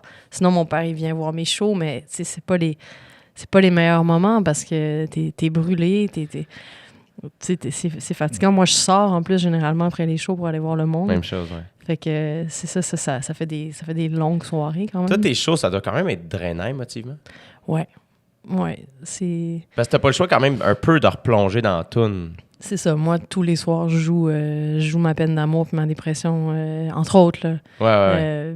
Mais je fais aussi rire les gens, je leur parle. J'ai une belle complicité avec le public que j'aime de plus en plus faire. C'est souvent mes bouts préférés, c'est les jokes que j'ai faits. Ouais. Quand ça, je suis comme, hey, ça les a fait rire. Puis là, je suis contente à la fin. Est-ce que c'est tout le temps prévu ou il y a un parti prévu puis il y a une partie de la soirée de ce qui se passe? C'est souvent... je me garde tout le temps un loose parce que c'est le fun, je trouve, d'être dans le moment présent. Puis il y a des trucs qui marchent puis que j'ai intégrés dans le show complet. Comme un stand-up, t'as tes petits bits entre les tunes. Je sais qu'il y a des jokes qui marchent tout le temps, puis sinon, c'est... Ouais, mais en musique, c'est la même chose, tu sais. J'ai mes touches, j'ai un ordre qui est respecté, mais j'ai des moments de freestyle où là, j'improvise, tu sais. Ah ouais, c'est un peu pareil, ouais. Sur scène? Ouais. Dans une toune, mettons, à l'intérieur d'une toune, j'ai des bouts libres. Fait que si ce soir-là, je le sens, je vais étirer l'improvisation. Si je le sens pas, je vais la raccourcir. Puis c'est tout, tu sais. Je trouve que c'est important de se garder du loose, tu sais. Moi, j'en ai pas tant que ça dans mon show. Je pense que dans le prochain, je vais m'en mettre un peu plus. Parce que à force de répéter le show, je sais pas, toi, c'est comment? Toi, tu fais-tu tout le temps les mêmes jokes? Mais c'est ça qui est drôle, j'allais dire. C'est quand même similaire parce que moi, j'ai du crowd work dans mon spectacle où je m'adresse au public, tu sais. Puis même chose, dépendamment des salles. Tu sais, mettons, la semaine passée, j'étais au Nouveau-Brunswick. Première fois de ma vie, je vais là. Je connais rien de la place. Fait que c'est encore plus intéressant quand je leur parle parce que je suis comme, ah, mon Dieu, ben là, comment t'as dit tel mot? Là, je vais juste dire, vous mettez beaucoup d'Y dans vos... Puis là, ça arrive, puis je suis comme, ah, mon Dieu, OK. Fait qu'il y a plein d'affaires où... Fait qu'il y a des moments Même chose, c'est Libre. que je garde pour être dans le moment présent, question de ne pas être sa cassette aussi. Tu sais. Ouais, puis pour les gens, je pense qu'il y a quelque chose de cool puis de spécial aussi de se dire, tu sais, on est tous là dans un moment qui va plus jamais se reproduire, tu sais. Je pense que c'est important. Ouais.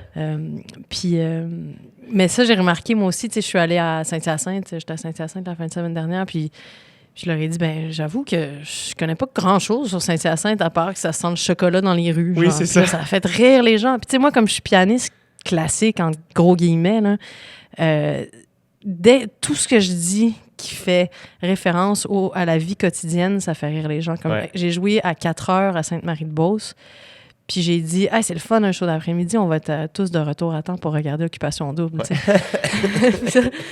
Yes! Yes, sir! Puis là, j'ai même dit qui je pense qu'il devrait perdre parce que mon éclairagiste, il écoute ça religieusement. Ah oui, hein? Ouais. Puis là, j'ai dit que ça devait être Rim qui se fait éliminer. Finalement, elle a été éliminée. Oh, fait que wow. j'ai des gens qui m'ont réécrit après pour me dire Rim a été éliminé. Moi, je sais même pas c'est qui Rim, pardon, honte à moi. Là. Mais je l'écouterais à fond, Occupation Double. Moi, mais c'est le genre d'affaire, si je commence à écouter ça, genre, je sors plus de ma chambre. Là. Je comprends. Mais je vais peut-être le faire après. Là. Je sais même pas qui a gagné. C'est pas fait? Ah, c'est pas fait. À partir de... Ben là, aujourd'hui, on enregistre, c'est jeudi. À partir de ce soir, les gens vont pouvoir commencer mais les gens à savent voter. que Rim a été éliminé. Là. Oui, J'ai pas absolument. comme fait un espèce Absolument. de gros spoil. Pas du tout. OK. Pas du tout, pas du tout. Mais ouais, c'est ça. Fait que, tu sais, c'est facile. Je me suis rendu compte de ça vraiment vite où, genre, je crée une espèce de tension tellement grande avec l'émotion que l'humour est à 1 seconde. Parce que c'est un procédé humoristique, right, de créer une tension puis de libérer. Ben moi, la musique, le contexte est déjà une grande tension.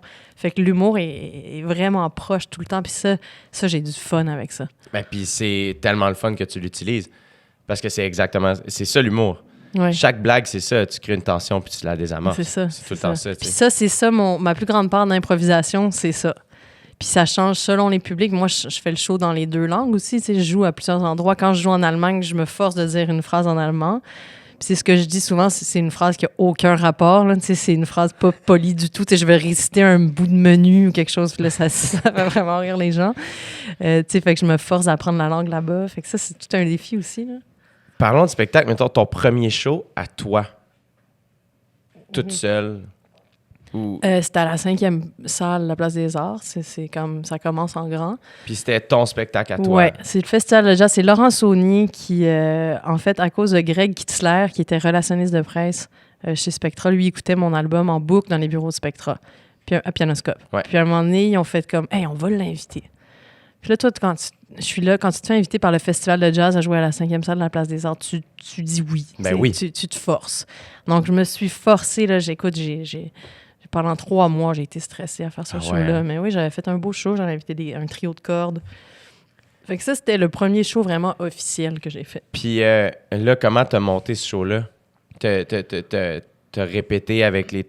Parce qu'à ce moment-là, t'avais pas d'équipe? Non, j'avais pas d'équipe. Non, je me suis fait une espèce de gros panneau, un gros billboard au-dessus de mon piano avec des post-it avec toutes les tunes. Puis là, j'ai fait le pacing. Puis là, j'avais fait une partie piano solo, une partie avec des cordes après. C'était super cool. C'est la première fois que je faisais vraiment ça avec mes propres tunes. Puis ça a bien été. Puis t'as été nerveuse pendant 3 mois. La seconde où t'es montée sur scène, c'était quoi le sentiment quand t'as commencé à jouer? Après, ça part. Après, je pars dans une genre de transe. Encore à ce jour, souvent, je pars. Je suis juste, c'est pilote automatique total, ça me traverse. Les shows les plus toughs, c'est quand je pars pas. Puis que là, je suis consciente tout le long. Ça, c'est tough. Ça, c'est les shows que je trouve les plus difficiles. C'est ça qui est le fun, je trouve, de la musique. C'est que vous partez. Ouais. Avec un peu de chance, on part. Ouais. C'est tellement le fun entendre ça, de faire comme... d'assister à quelqu'un qui est en transe. Genre Ouais. Ça peut pas ne pas venir te chercher, tu sais. Mm-hmm. Puis je dis pas qu'en humour, ça peut pas arriver, tu sais, mais c'est différent. En humour, ça doit être, j'imagine, plus votre sens du rythme. Comme à un moment donné, ça se passe vraiment avec une C'est crowd. ça. Puis le boom, ça découle tout seul. Le beat, tu sais. Exact. Je pense que ça doit être une genre de transe Ouais, aussi. absolument. Il y a des soirées magiques où t'es comme, ah là, je suis dans la Ça, zone. c'est vraiment passé. Chaque phrase que je dis est drôle. C'est ça. Mais il y a quelque chose de... C'est pour ça que j'aime, dans la dernière année, encore plus, j'essaie toujours d'avoir beaucoup de shows de musique et de shows en fait différents. Tu sais, j'étais allé voir le Cirque du Soleil dans la dernière année. pour justement me nourrir d'autres choses. Parce que des shows d'humour, c'est fucking nice, puis c'est super inspirant, puis j'adore ça. Mais je vais être vraiment... Ça va tellement me nourrir des shows de musique. Parce que ça va m'ouvrir les yeux sur le fait que un spectacle, ça peut être vraiment ce que je veux, tu sais. Ouais, Même si c'est de l'humour. Mais moi, je fais ça aussi. Je vais voir... tu sais, j'écoute pas de musique classique moderne. Zéro, je veux pas. Je veux pas envie d'être influencée du tout. Puis j'aime ça aller voir d'autres shows. T'sais. Moi, j'ai toujours été une grande... j'écoute beaucoup de films. J'adore aller au cinéma. Je m'inspire de d'autres formes d'art parce que je pense que c'est ça qui est cool aussi. C'est quand t'arrives... Tu sais, je lis rarement, là, mais tu sais, je m'intéresse à la philo. J'aime ça, les liens entre les choses. Puis après ça, j'essaie de faire un espèce de condensé de tout ça puis de le rendre comme puissamment dans un court morceau de piano. Puis c'est ça, dans le fond. Moi, c'est ça ma démarche. T'sais. C'est vraiment weird. Je viens d'avoir un gros déjà-vu en ce moment. C'est vrai? La phrase que tu viens de dire. Là, j'étais comme, je suis fou, on se répète dessus. Non, c'est un déjà-vu. Ça, c'est parce que tu t'endors. En fait. C'est ton cerveau qui s'endort. Ah, c'est hot. Il y a... mettons... Est-ce que, quand tu dis que tu te nourris de plein d'affaires, quand tu commences à être vraiment occupé, est-ce que tu prends encore ce temps-là? Aller au cinéma, écouter des films? Ouais, c'est comme la seule... C'est comme le... Quand faut que je décroche parce que je suis tellement dans le deep, beaucoup, à part les jokes que je fais sur scène, comme je te dis, que là, ça met beaucoup de bonheur dans mon quotidien. Sinon, c'est genre, je suis dans mon lit puis j'écoute Netflix, là. Faut que je fasse ça. C'est comme rendu de la survie, là. Ouais. J'écoute la télé conne, là. J'écoute genre The British Baking Show puis le challenge de design intérieur. Puis j'aime ça. Moi, ce qui me fascine, c'est les humains, tu sais. Ouais. Puis les humains, ben comme dans Occupation Double, tu sais, quand tu mets des humains dans des contextes vraiment particuliers où est-ce que là, ils sont observés, tu vois plein de traits qu'on a en commun, tu sais. Ouais. Puis moi, c'est ça, ma grande, grande passion, c'est ça. C'est les choses qu'on a en commun comme humains. Puis c'est ce que j'essaie de... Puis je pense que je le fais naturellement, mais c'est ça qui va dans ma musique, tu sais. Puis ça fait qu'il y a des liens entre nous qui sont comme tellement plus grands que nos différences, là. Ou en tout cas qui sont vraiment présents, puis peu importe les cultures, puis peu importe les classes sociales, tu sais, c'est comme il y a... Puis c'est fascinant à regarder. Fait que c'est ça que j'aime regarder, même quand j'écoute une affaire de baking show, de pâtisserie, tu sais. C'est voir comment la personne, elle a réagi à ce moment-là parce qu'elle était en compétition avec l'autre, puis là, ça fait sortir telle émotion, puis moi, c'est ça que je trouve hot, tu sais.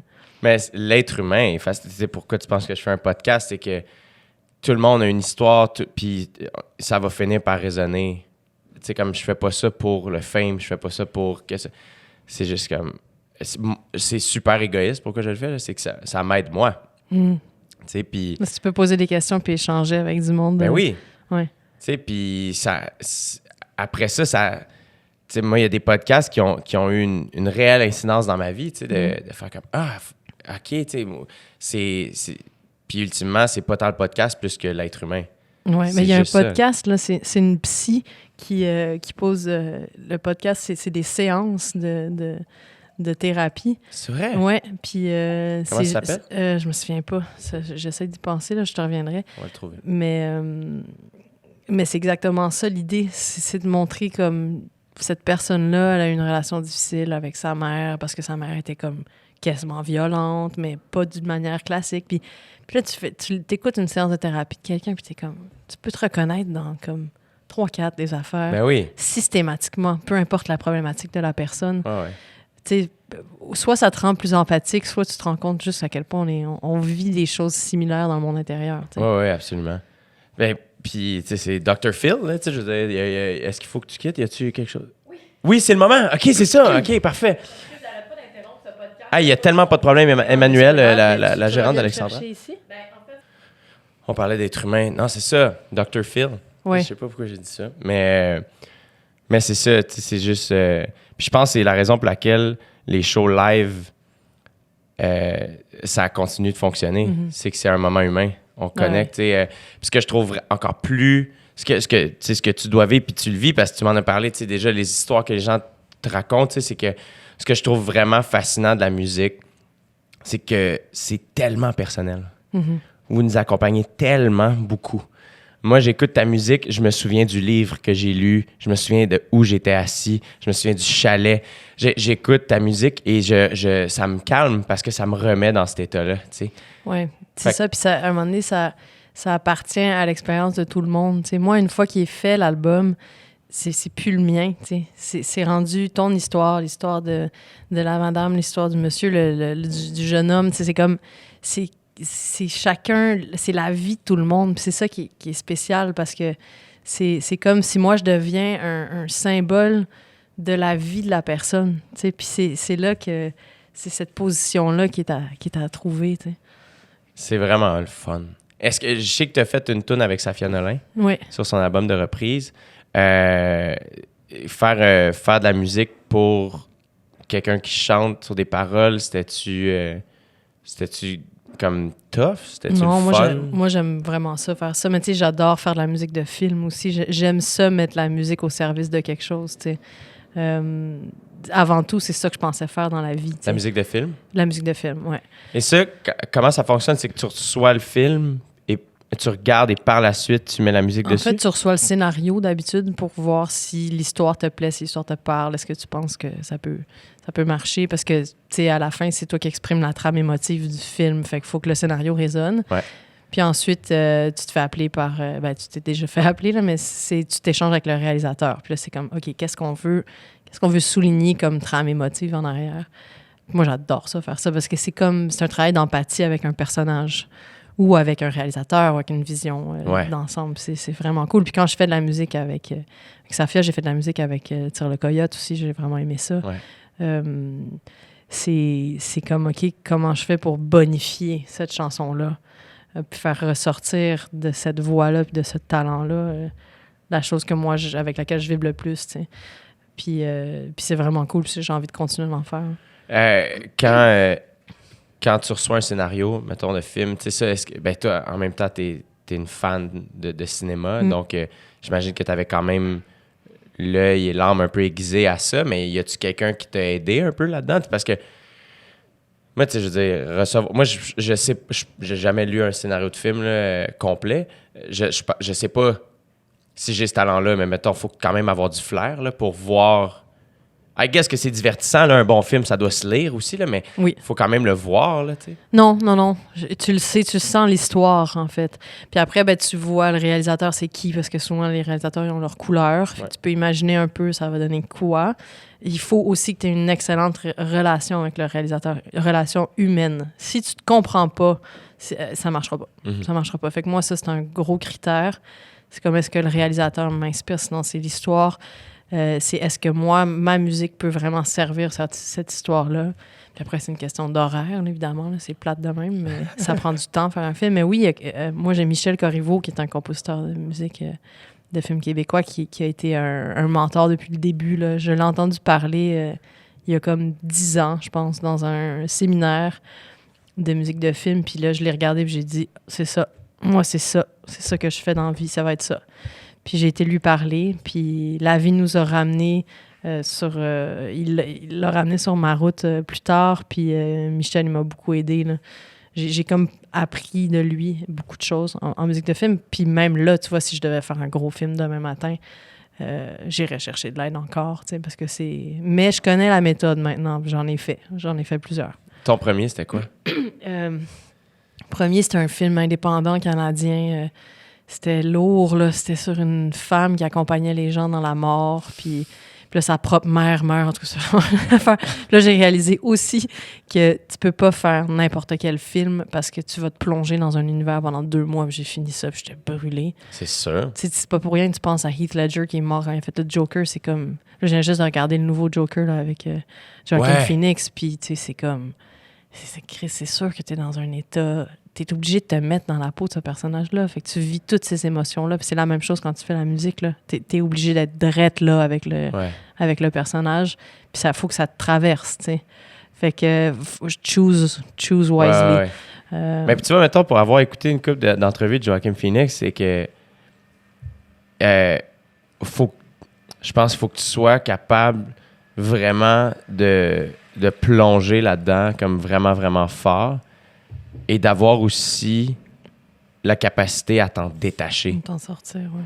Tu sais, lui, je le regardais, puis justement, parce que les gens comparent avec Heath Ledger, puis ils sont comme, what up? Puis il est comme, ah ouais, mais tu sais, là, ça va, dans le sens, j'ai fini le film, puis we good, là, tu sais. Ouais. Puis j'étais comme, ah, tu sais, il est fucking nice, Joaquin Phoenix, puis il est fucked up, mais il me semble capable. Mais moi, j'ai quand même l'impression aussi que, juste de même, que Joaquin Phoenix, c'est un homme qui connaît sa noirceur. Genre, tu sais, il la côtoie. Ouais. J'ai aucune idée dans le cas de Heath Ledger. Puis, il y avait un problème de drogue aussi, là, Heath, là. Fait que peut-être que c'est même pas ça qui l'a emporté, puis que nous, on fait tous de la projection sur cette histoire-là.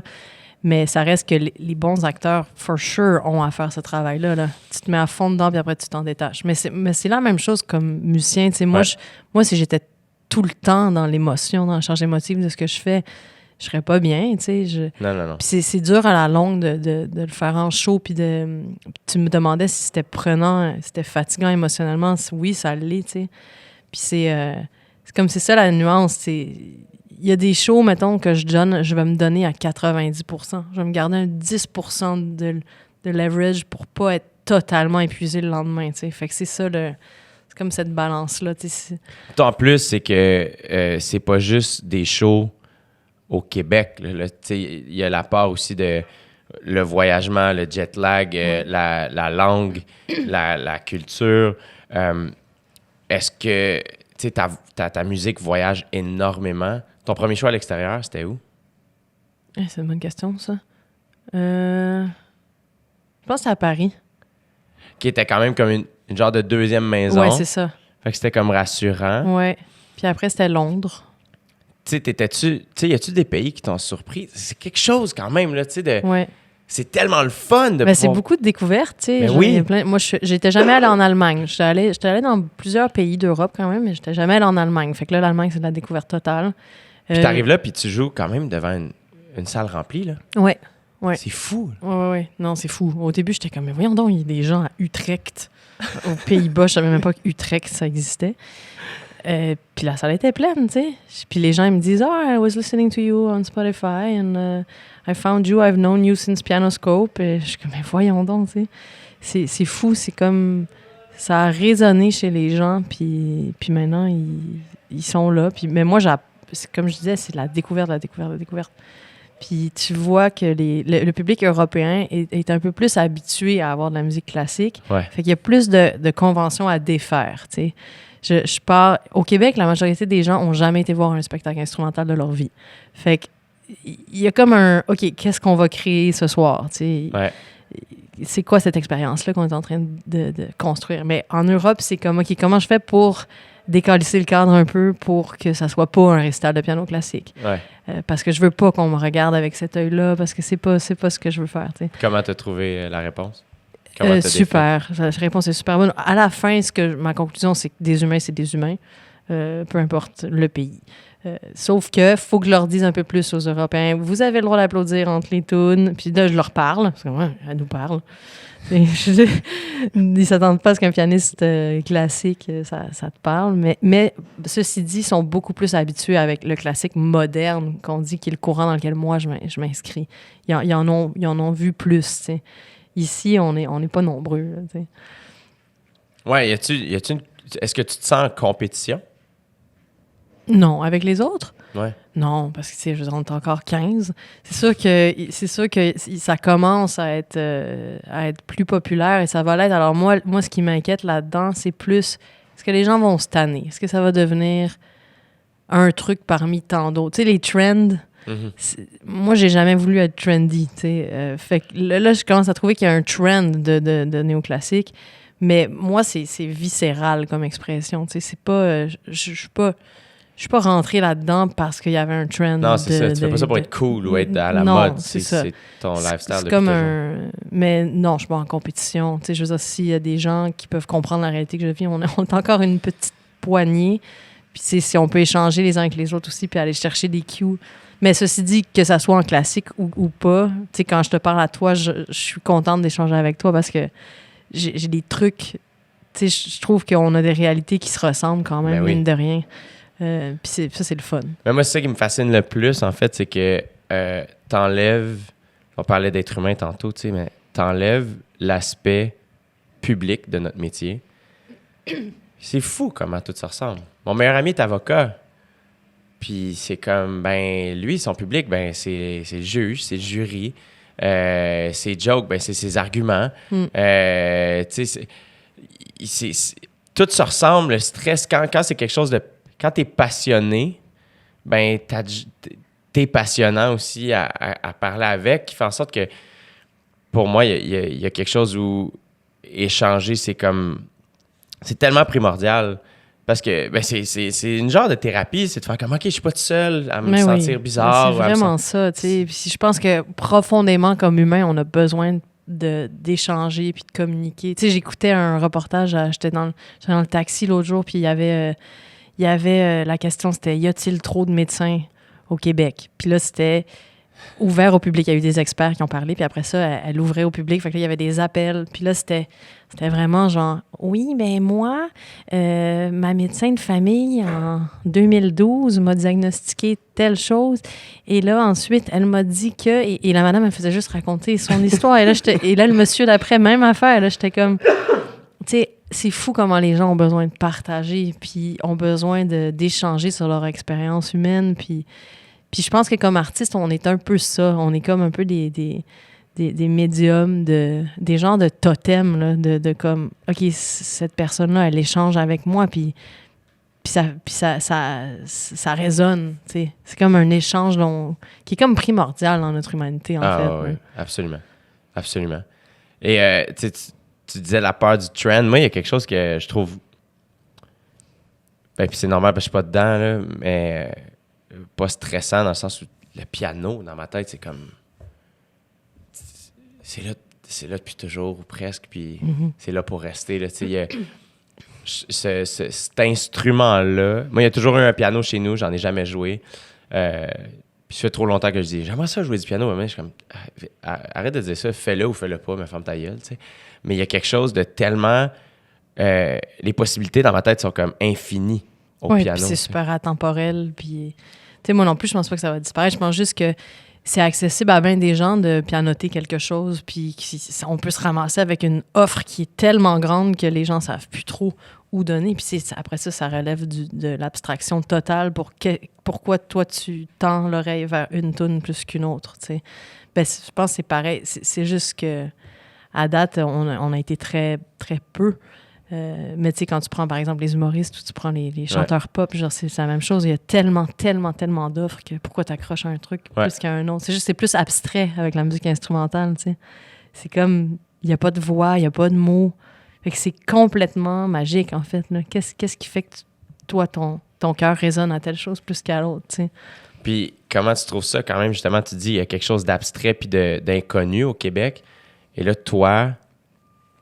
Oui, tu sais, dans le monde, ça fonctionne, puis c'est extraordinaire pour toi, mais il y a des endroits où c'est moins surprenant, peut-être, là, alors qu'ici, ben là, c'est comme, hey, non, attends, on sold out à Shawinigan, on sold out en Beauce. Est-ce que ça, c'est quelque chose qui te surprend, puis qui te rend heureuse? Est-ce que tu es nerveuse quand tu vas à quelque part où tu es comme, hey, Colin, mon style dans cette place-là, ça va-tu fonctionner ou non? C'est sûr. Là, je commence à aller plus en région, tu sais, comme là, je m'en vais à Sorel. Dans la semaine, ce week-end. Ouais.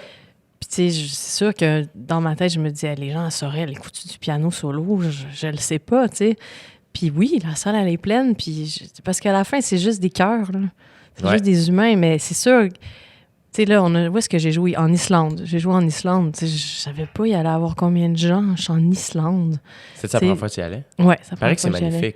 C'est tellement beau, l'Islande. Ça ressemble à la Lune. On dirait que tu marches sur la Lune. Là. C'est vraiment beau. Là. Wow! Puis l'église était remplie, 2 étages, était plein. Il y a du monde assis dans l'allée centrale. Puis je m'attendais, mais zéro à ça, tu sais. Mais sinon, j'ai la chance de ne pas avoir le genre de « il va-tu y avoir des gens dans ma salle? » Je l'ai jamais fait. J'ai jamais joué. Ça, c'est aussi parce que j'ai une bonne équipe qui ne veut pas me décourager. Là. Ouais. Mais j'ai jamais joué dans une salle pas remplie. Parce qu'il y a genre 20 personnes. Non, ça m'est jamais arrivé, tu sais. Fait que... Ça, c'est aussi parce que j'ai des gens qui travaillent bien en arrière. Ouais. Comment tu trouves ça, jouer d'une église? Est-ce que, dans le sens, je sais que naturellement, il va se passer de quoi là, dans ma tête? Là? C'est que l'endroit est spécial. Mais toi, la première fois, tu te sentais-tu pas à ta place ou observé ou au contraire? La première église que j'ai faite, c'était à Brighton, en Angleterre. Puis c'est une église avec... le plafond là, était à genre, je sais pas, là, 25 pieds. Là. C'était vraiment, vraiment immense. Et le défi, c'est que le piano résonne énormément. Fait qu'il y a un défi de son. Si tu veux pas juste comme que tout soit vraiment diffus, fait que ça, c'est un challenge technique, là, mais ça faisait vraiment partie de notre réalité. Comment vous réglez ça? Toi, tu changes pas la manière que tu joues? Moi, pas vraiment, mais en fait, c'est ça que j'ai réalisé. C'est que dans une église, il faut que tu joues avec l'église. Fait que tu fasses un show avec des lumières, il faut que tu utilises l'architecture, puis il faut que tu utilises le son. Puis à Brighton, justement, c'est ça que ça a fait. Au début, on était comme, hey, man, on n'entend rien. Il y a tellement de réverb qu'on n'entend rien. Mais je me suis mis à jouer avec l'espèce de puissance que ça faisait, que ça soit une espèce de son vraiment, vraiment profond puis long. Puis là, ça a été magique, t'sais. Parce que c'est ça, une église, ça devient une extension de ton show, en fait. C'est ça que je me suis rendu compte. Parce que t'es pas dans un environnement contrôlé comme dans les salles dans lesquelles on joue, non, là, où est-ce que là, tout est contrôlé puis tu fais ce que tu veux avec l'environnement. Là, il faut que tu joues avec l'environnement, dans le fond. Fait que pour toi, c'était-tu le fun, ça? Ouais, c'était le fun. À chaque fois, ça a été le fun. Le show le plus spécial que j'ai fait, c'est que j'ai joué dans un bunker nazi à Reeperbahn à Hambourg, en Allemagne. OK, attends, là. À la base, c'est une salle de spectacle? Non, maintenant? c'est un ancien bunker nazi, mais c'est gros, là. C'est un bloc de béton, littéralement. Et dans quel ils ont contexte a converti, été joué? mais les Allemands, ils sont bons là-dedans. Ils ont des salles qui sont un peu inusitées un peu partout. C'est un festival qui s'appelle Reeperbahn, qui est comme vraiment connu là-bas. Puis moi, je suis d'origine juive. Là. Moi, je suis d'une longue lignée ancestrale juive musicien. Puis j'ai une pièce qui s'appelle Le thème juif que je joue juste en show, que j'avais composé pour un documentaire sur un monsieur juif. Puis là, je l'ai joué dans un bunker nazi. Là. Fait que ça... Oh mon Dieu! Fait que là, mine de rien, même si on est bien longtemps après la guerre, pas si longtemps après non plus. Non, c'est ça. Je l'ai senti, tu sais. Je l'ai vraiment senti. Puis je pense qu'il y a eu c'était un moment assez particulier, tu sais. Mais c'est ça que je veux dire. Tu sais, des fois, tu joues avec le lieu, ben ça c'était le cas aussi, là. Ça devait être incroyable de jouer seul, là. Ouais. C'est sûr que ça traversait le monde. C'est sûr que ça l'a... En tout cas, moi, ça m'a traversé définitivement. J'étais comme, là, c'est pas, tu sais, je peux pas... C'est pas banal. Mes cellules s'en souviennent, là, tu sais. Fait que... Puis c'était un show vraiment magique. C'est un show où il y a eu zéro bruit, là. Genre de A à Z. Puis à la fin, les gens se sont levés. Puis ça a vraiment... Tu sais, c'est... Des fois, il y a des publics où tu sais pas trop jusqu'à la fin s'ils ont apprécié, tu sais. Puis là, c'était vraiment un bon show, ça. C'était un moment assez magique, justement, où est-ce que il y avait mes origines qui clashaient avec l'endroit où j'étais. Est-ce que tu as des histoires de ta famille par rapport à la Deuxième Guerre mondiale ou par rapport à... Par rapport à la guerre, pas tant que ça, oui, mais ma famille avait migré vers la France à ce moment-là, donc on n'a pas vécu la guerre de la même façon. Mais j'ai découvert, en étant en Hollande, parce que je savais qu'on avait des ancêtres hollandais, j'ai découvert qu'il y avait juste des comédiens puis des musiciens, exclusivement. Puis là, ça, je le savais pas. Là. Moi, à chaque fois, on me demandait, t'es-tu la seule musicienne de ta famille? J'étais comme, ah oui. Alors, on est tous un peu en communication puis en art, mais je suis la seule musicienne. En fait, compte, fuck all. Là. Il y a comme 40 musiciens derrière de moi. Il y avait un chef d'orchestre. Il y en avait un qui était chef de la Gaieté lyrique en France. Là, fait que, wow! Ouais, puis c'était tous des Strelitzky. Strelitzky, ça vient d'où à la base? C'est à la base, loin, c'est polonais, mais après, c'est hollandais. Puis là, c'est devenu Strelitzky en Hollande, en fait, puis après, en France. OK. Donc, c'est ça la trajectoire. Là. Et tes parents font quoi dans la vie? Mon père, il est rendu prof au HEC en marketing, puis ma mère est en psycho. Elle a étudié, ma mère est retournée aux études très tard. Ah ouais? Ouais, elle est retournée aux études à genre 49 ans. En psycho? Ouais.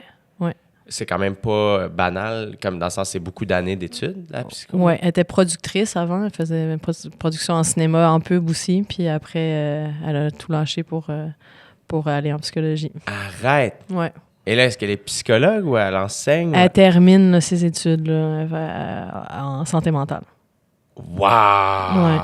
C'est comment avoir une mère qui étudie en psychologie? J'imagine les soupers de famille, ça doit teinter un peu, ou les conversations, il doit y avoir des... Oui, c'est sûr qu'il y a des moments où, tu sais, elle a son propre... elle a sa propre perception de ça qui est comme teintée par l'académie, beaucoup. Surtout au début, là maintenant, elle est dans un programme où est-ce que c'est plus c'est plus axé dans la réalité avec des gens autour d'elle. Puis c'est axé beaucoup sur l'expérience humaine, puis le sens de vie, tout ça. Fait que c'est redevenu très groundé comme truc, mais à un moment donné, moi, je la perdais. Là, au début, moi, j'ai une approche à l'humain qui est tellement organique puis instinctive que j'ai de la misère avec les concepts fermés académiques. Puis elle était à fond là-dedans. Mais maintenant, ça a repris quelque chose de plus fluide, tu sais, puis on se rejoint plus. Là. Puis ta sœur, qui est une autrice, humoriste, ouais. T'as-tu un autre frère ou une sœur? Oui, j'ai un grand frère. T'as un grand frère? Oui, mon frère, il est en marketing numérique. C'est quand même une On est famille. tous en com un peu. Là, Il y a quelque chose quand même de... J'aime le duo, tu sais, ton père, marketing, HEC, et ta mère en psycho, là, tu sais, il y a comme... Ouais. C'est comme une dynamique duo, un peu. Là. C'est ça. Ben, ma mère, avant, était en production, fait qu'ils Ouais. se sont rencontrés comme ça. Mais oui, c'est drôle, tu sais. Mais on est tous vraiment axés sur les humains. C'est de bord en bord, peu importe la discipline dans laquelle on l'applique. Il y a quelque chose où est-ce qu'on se rejoint là-dessus dans ma famille. Puis toi, t'es l'enfant du milieu? Non, je suis la plus petite. T'es la plus jeune. Oui. Je suis le bébé. OK. Et la dynamique avec tes frères et sœurs quand t'étais jeune, ça ressemblait à quoi? Ben, c'est ça, je suis le bébé. Là. Fait que c'est comme mon frère m'appelle Poutou, puis puis ma sœur, tout le temps, tu sais, ma sœur, c'est genre, on regarde la télé, puis si tu vas te chercher des biscuits, t'amènes la même chose à ta sœur. Là, tu sais, il y a comme on a une belle dynamique. On est un beau trio. C'est ça, je les vois pas beaucoup ces temps-ci. J'aimerais ça les voir plus, tu sais. Mais c'est ça. Le pire, c'est que j'ai réalisé, parce que Léa, ta sœur, je peux pas dire que je la connais, mais vu qu'elle s'est mise à, tu sais, elle est devenue humoriste, puis tout ça, fait que, puis j'entendais parler d'elle, tu sais, elle est rentrée à l'école quand moi je suis sorti, je pense, fait que, tu sais, on s'était pas tant croisés, mais j'entendais parler, Léa Streliski est bonne, tout ça. Puis à un moment donné, j'avais vu sur scène une couple de fois, puis je me c'est vrai qu'elle est bonne, tu sais, elle était vraiment intrigante, puis le peu de fois où je l'avais rencontrée, j'étais comme, elle est bien fascinante, tu sais. Elle a fait un peu comme ta mère, mais un peu plus jeune, là, dans le sens, elle avait une job, tu sais, elle a 3 kids, à l'âge, elle va à l'école de l'humour, t'es comme, attends, là, il y a quelque chose là, tu sais. Et j'étais en Grèce pour OD quand t'as sorti Inscape. Et là, j'ai vu Léa poster. Moi, j'attendais ton album, je savais qu'il s'en venait. Et dès qu'il est sorti, je l'ai pris. Et là, j'ai vu en story comme ma soeur. Pourquoi j'ai jamais allumé? Comme Streliski, là, on s'entend, là, Ouais. mais je me souviens y écrire, faire comme, je peux pas croire que vous êtes sœurs, genre. Comme deux personnes très, très, très talentueuses dans leur milieu respectif. Puis du peu que je connaissais, j'étais vraiment comme badass, mais de la bonne manière, tu sais. Puis j'aime, of course que vous êtes sœurs, tu sais, of course. C'était la chose la moins surprenante, tu sais. Ouais, ben c'est drôle parce qu'on est comme opposés pareil, là, Léa et moi. Genre, tu sais, elle est humoriste, puis moi, je fais brailler les gens sur la scène, tu sais. Mais à la fin, elle est humoriste, mais elle fait passer des messages, puis moi, je les fais brailler, mais je les fais rire aussi, tu sais. Fait qu'on on est comme... On fait un peu la même chose à un certain degré, tu sais. Puis on se suit aussi dans nos carrières. T'sais, Léa, dans le fond, elle a essayé plein d'affaires jusqu'à être comme, OK, c'est ça que je veux faire, tu sais. Ouais. Fait que là, elle est allée à l'École nationale de l'humour, mais elle a mis du temps aussi à l'accepter, de la même façon que moi. C'est vrai. Puis elle put herself out there, tu sais, elle a mis du temps avant de prendre cette décision-là, puis elle l'a prise, puis c'est ça, puis ça va super bien pour elle. Faut que je lise son livre. Ouais, c'est bon, c'est super bon. J'en doute pas. Qu'est-ce que... Tu sais, mettons, qu'est-ce que tu as envie de faire pour la suite, que ce soit en musique ou dans ta vie? C'est comme Ouais. Parce que là, tu sais, mettons, tu accomplis plein de belles choses, puis tu sais, inévitablement, la question poche quand tu fais de quoi de le fun, c'est que tout le monde est comme, ça va être quoi la prochaine étape, tu sais? Mais pas nécessairement la prochaine étape, plus que quelque chose qui, autant, mettons, tu sais, t'as repoussé un peu la musique dans ta vie, puis finalement, t'as fait, non, c'est ça que je veux faire. Y a-tu une autre affaire en toi que t'es comme, ça, je le repousse un peu, mais je sais qu'il faut que ça vienne, tu sais?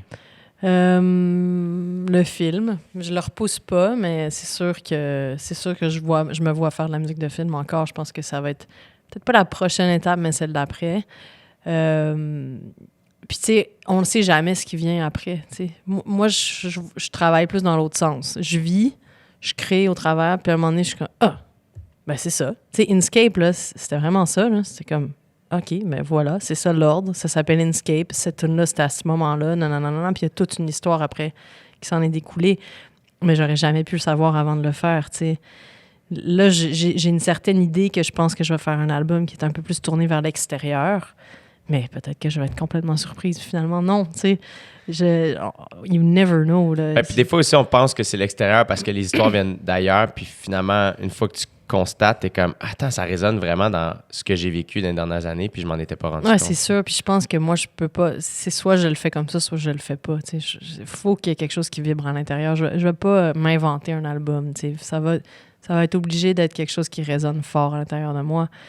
Puis sinon, j'adore la bouffe. Moi, j'adore cuisiner. Fait que ça, c'est... Ah ouais? C'est pas une passion dont je voudrais vivre, mais c'est sûr qu'à un moment donné, ça va me rattraper, tu sais. J'adore ça. À British truc. Ah ouais, peut-être. Un souper presque parfait. Ça serait cool. Mais non, c'est ça. T'as-tu toujours cuisiné? aimé la bouffe, ouais. Mon père et moi, on cuisine ensemble. Ah ouais, hein? Mais je trouve qu'il y a quelque chose qui est comme similaire aussi à la musique, où est-ce qu'il y a comme... Il y a beaucoup de ton cœur qui sort là-dedans, puis tu te rejoins, puis il y a un pied d'égalité quand tout le monde mange ensemble, puis ça vient nous chercher c'est chaleureux, ça, j'adore ça, tu sais. Fait que quand j'ai du temps, moi, je cuisine. Je cuisine, puis je regarde la télécon. Moi, tu vois, oh my God, j'admire ça. Moi, il n'y a rien qui me touche plus que quelqu'un qui me fait de la bouffe. Ouais. Moi, parce que on dirait que ça me rappelle ma mère. Mm-hmm, ben ouais. Puis quelqu'un qui te fait de la bouffe, c'est quelqu'un qui a pris du temps pour toi, pour te faire du bien, pour prendre soin de toi. Et aussi, tu sais, si tu ramènes ça à la base, c'est quelqu'un qui te nourrit, c'est quelqu'un qui veut pas que tu meurs. Ouais. Tu sais, comme, il y a quelque chose de Ouais. over fin, tu sais. Non, mais il y a quelqu'un qui m'a mis de la bouffe, je suis comme, oh my God. C'est pas, je veux pas que tu meurs. Ouais, tu veux pas que je meure, c'est tellement gentil, tu sais. C'est full fin. Non, mais il y a plein d'amour dans la bouffe, vraiment, là. Tu sais, il y a comme... moi, c'est ça que j'aime, tu sais, c'est l'expression de l'amour. Puis, tu sais, il n'y a rien de plus satisfaisant quand tu cuisines de voir des gens bien manger puis aimer ça, tu sais. Parce que c'est un transfert d'émotions aussi, là. Ouais. Au-delà de « je veux pas que tu meurs », il y a tout un message d'amour en arrière. Tu vois que moi, je cuisine pas très bien pour moi. Quand moi, je cuisine, c'est que de la survie. Est-ce que tu fais la vaisselle, au moins? Oui. C'est ça, c'est la qualité qu'il faut que tu aies si tu fais pas à manger. Absolument, mais je suis pourri. Je suis vraiment pas un bon cuisinier, mais j'aime tellement manger et j'aime tellement bien manger Ah, ben c'est cool, ça. que c'est ça qui me décourage. C'est que je fais comme... Mais je veux pas gaspiller un repas. Oui, mais ça, c'est le fun pour la personne qui cuisine pour toi. Ouais, exact. Quand t'aimes manger, c'est le fun. Cuisiner pour quelqu'un qui aime pas manger, c'est pas le fun. T'es-tu capable... Est-ce que tu manges avant les shows ou... Non, je mange très peu avant les shows. Je mange après. Ouais. J'ai le défi de manger après, là, parce que des fois, quand t'es en région, c'est dur. Tout est fermé. Mais en Europe aussi, des fois, il y a des villes où il y a vraiment plus rien là, à 10h30. Ouais. Fait que ça, c'est comme le défi. Là. Toi, tu manges ça avant des shows? Moi, il faut que je mange très tôt. Tu sais, souvent, ok, mettons, c'est si le show est à 8, moi, j'embarque à 8h30, c'est ma première partie. Habituellement, je vais avoir fini de manger à 5h. Ouais, c'est ça. Tu sais, Ouais. puis... tu re-snack un peu après. Genre. Ouais, après, on se goinfre. Ah, ok. Mais il faut trouver. Faut trouver. Tu sais, à un moment donné, on était à Amqui, le show est super le fun, la ville est super cool, tout le monde est fin. Sort du show, il y a la microbrasserie, on arrive. La bière est bonne, il nous reste des nachos, comme, alright, on va prendre ça. Sinon, tu manges de la poutine. Mais là, genre, c'est ça, dans on les est comme, patates. alright, c'est good, il y a un McDo, tu sais. Ouais. Arrive, le McDo est fermé. Le McDo est fermé. OK, on va aller au Tim Hortons. Le Tim Hortons était fermé. On s'est ramassé au dépanneur. Ah ouais, man. OK, ça, c'est radical. Quand tu soupes des Crispers puis une pépérette. Non, c'est ça. Puis moi, mon équipe mange avant. Fait qu'il y a juste moi qui est pogné dans cette problématique-là. Fait que je suis comme, bon... Ça, c'est le défi, un petit défi, on s'entend, là. Mais c'est comme... Il faut trouver des solutions. Là. Ouais. Vous êtes combien en tournée? On est 5. Souvent 4 ou 5. Si Manu vient, on est 5. Donc, j'ai un éclairagiste, un soundman, puis une régisseuse / DT. OK. Ouais. Puis vous voyagez avec le décor? Ouais, mais on a un décor très petit, parce que c'était le mandat qui a été donné à mes amis qui ont fait de la conception. Fallait que ça rentre dans une valise, parce qu'on fait de la tournée internationale. Ouais. Fait que ça rentre dans une valise. Wow! Donc, on a un très petit décor. Ce qui prend le plus de place, c'est la merch. Mais on est léger, là, on voyage léger. Puis le piano? Le piano est sur place tout le temps. C'est ça. Ouais. Fait que c'est ça qui arrive, vous autres. Fait que toi, à chaque fois que tu arrives, c'est un nouveau piano. Ouais, ça, c'est un défi aussi. Parce que si le piano est cool, le show va être 1000 fois plus facile pour moi. Si le piano et pour mon soundman. Ouais. Si le piano pose des difficultés, Il y a des shows vraiment où j'ai pas de fun parce que le piano est tough.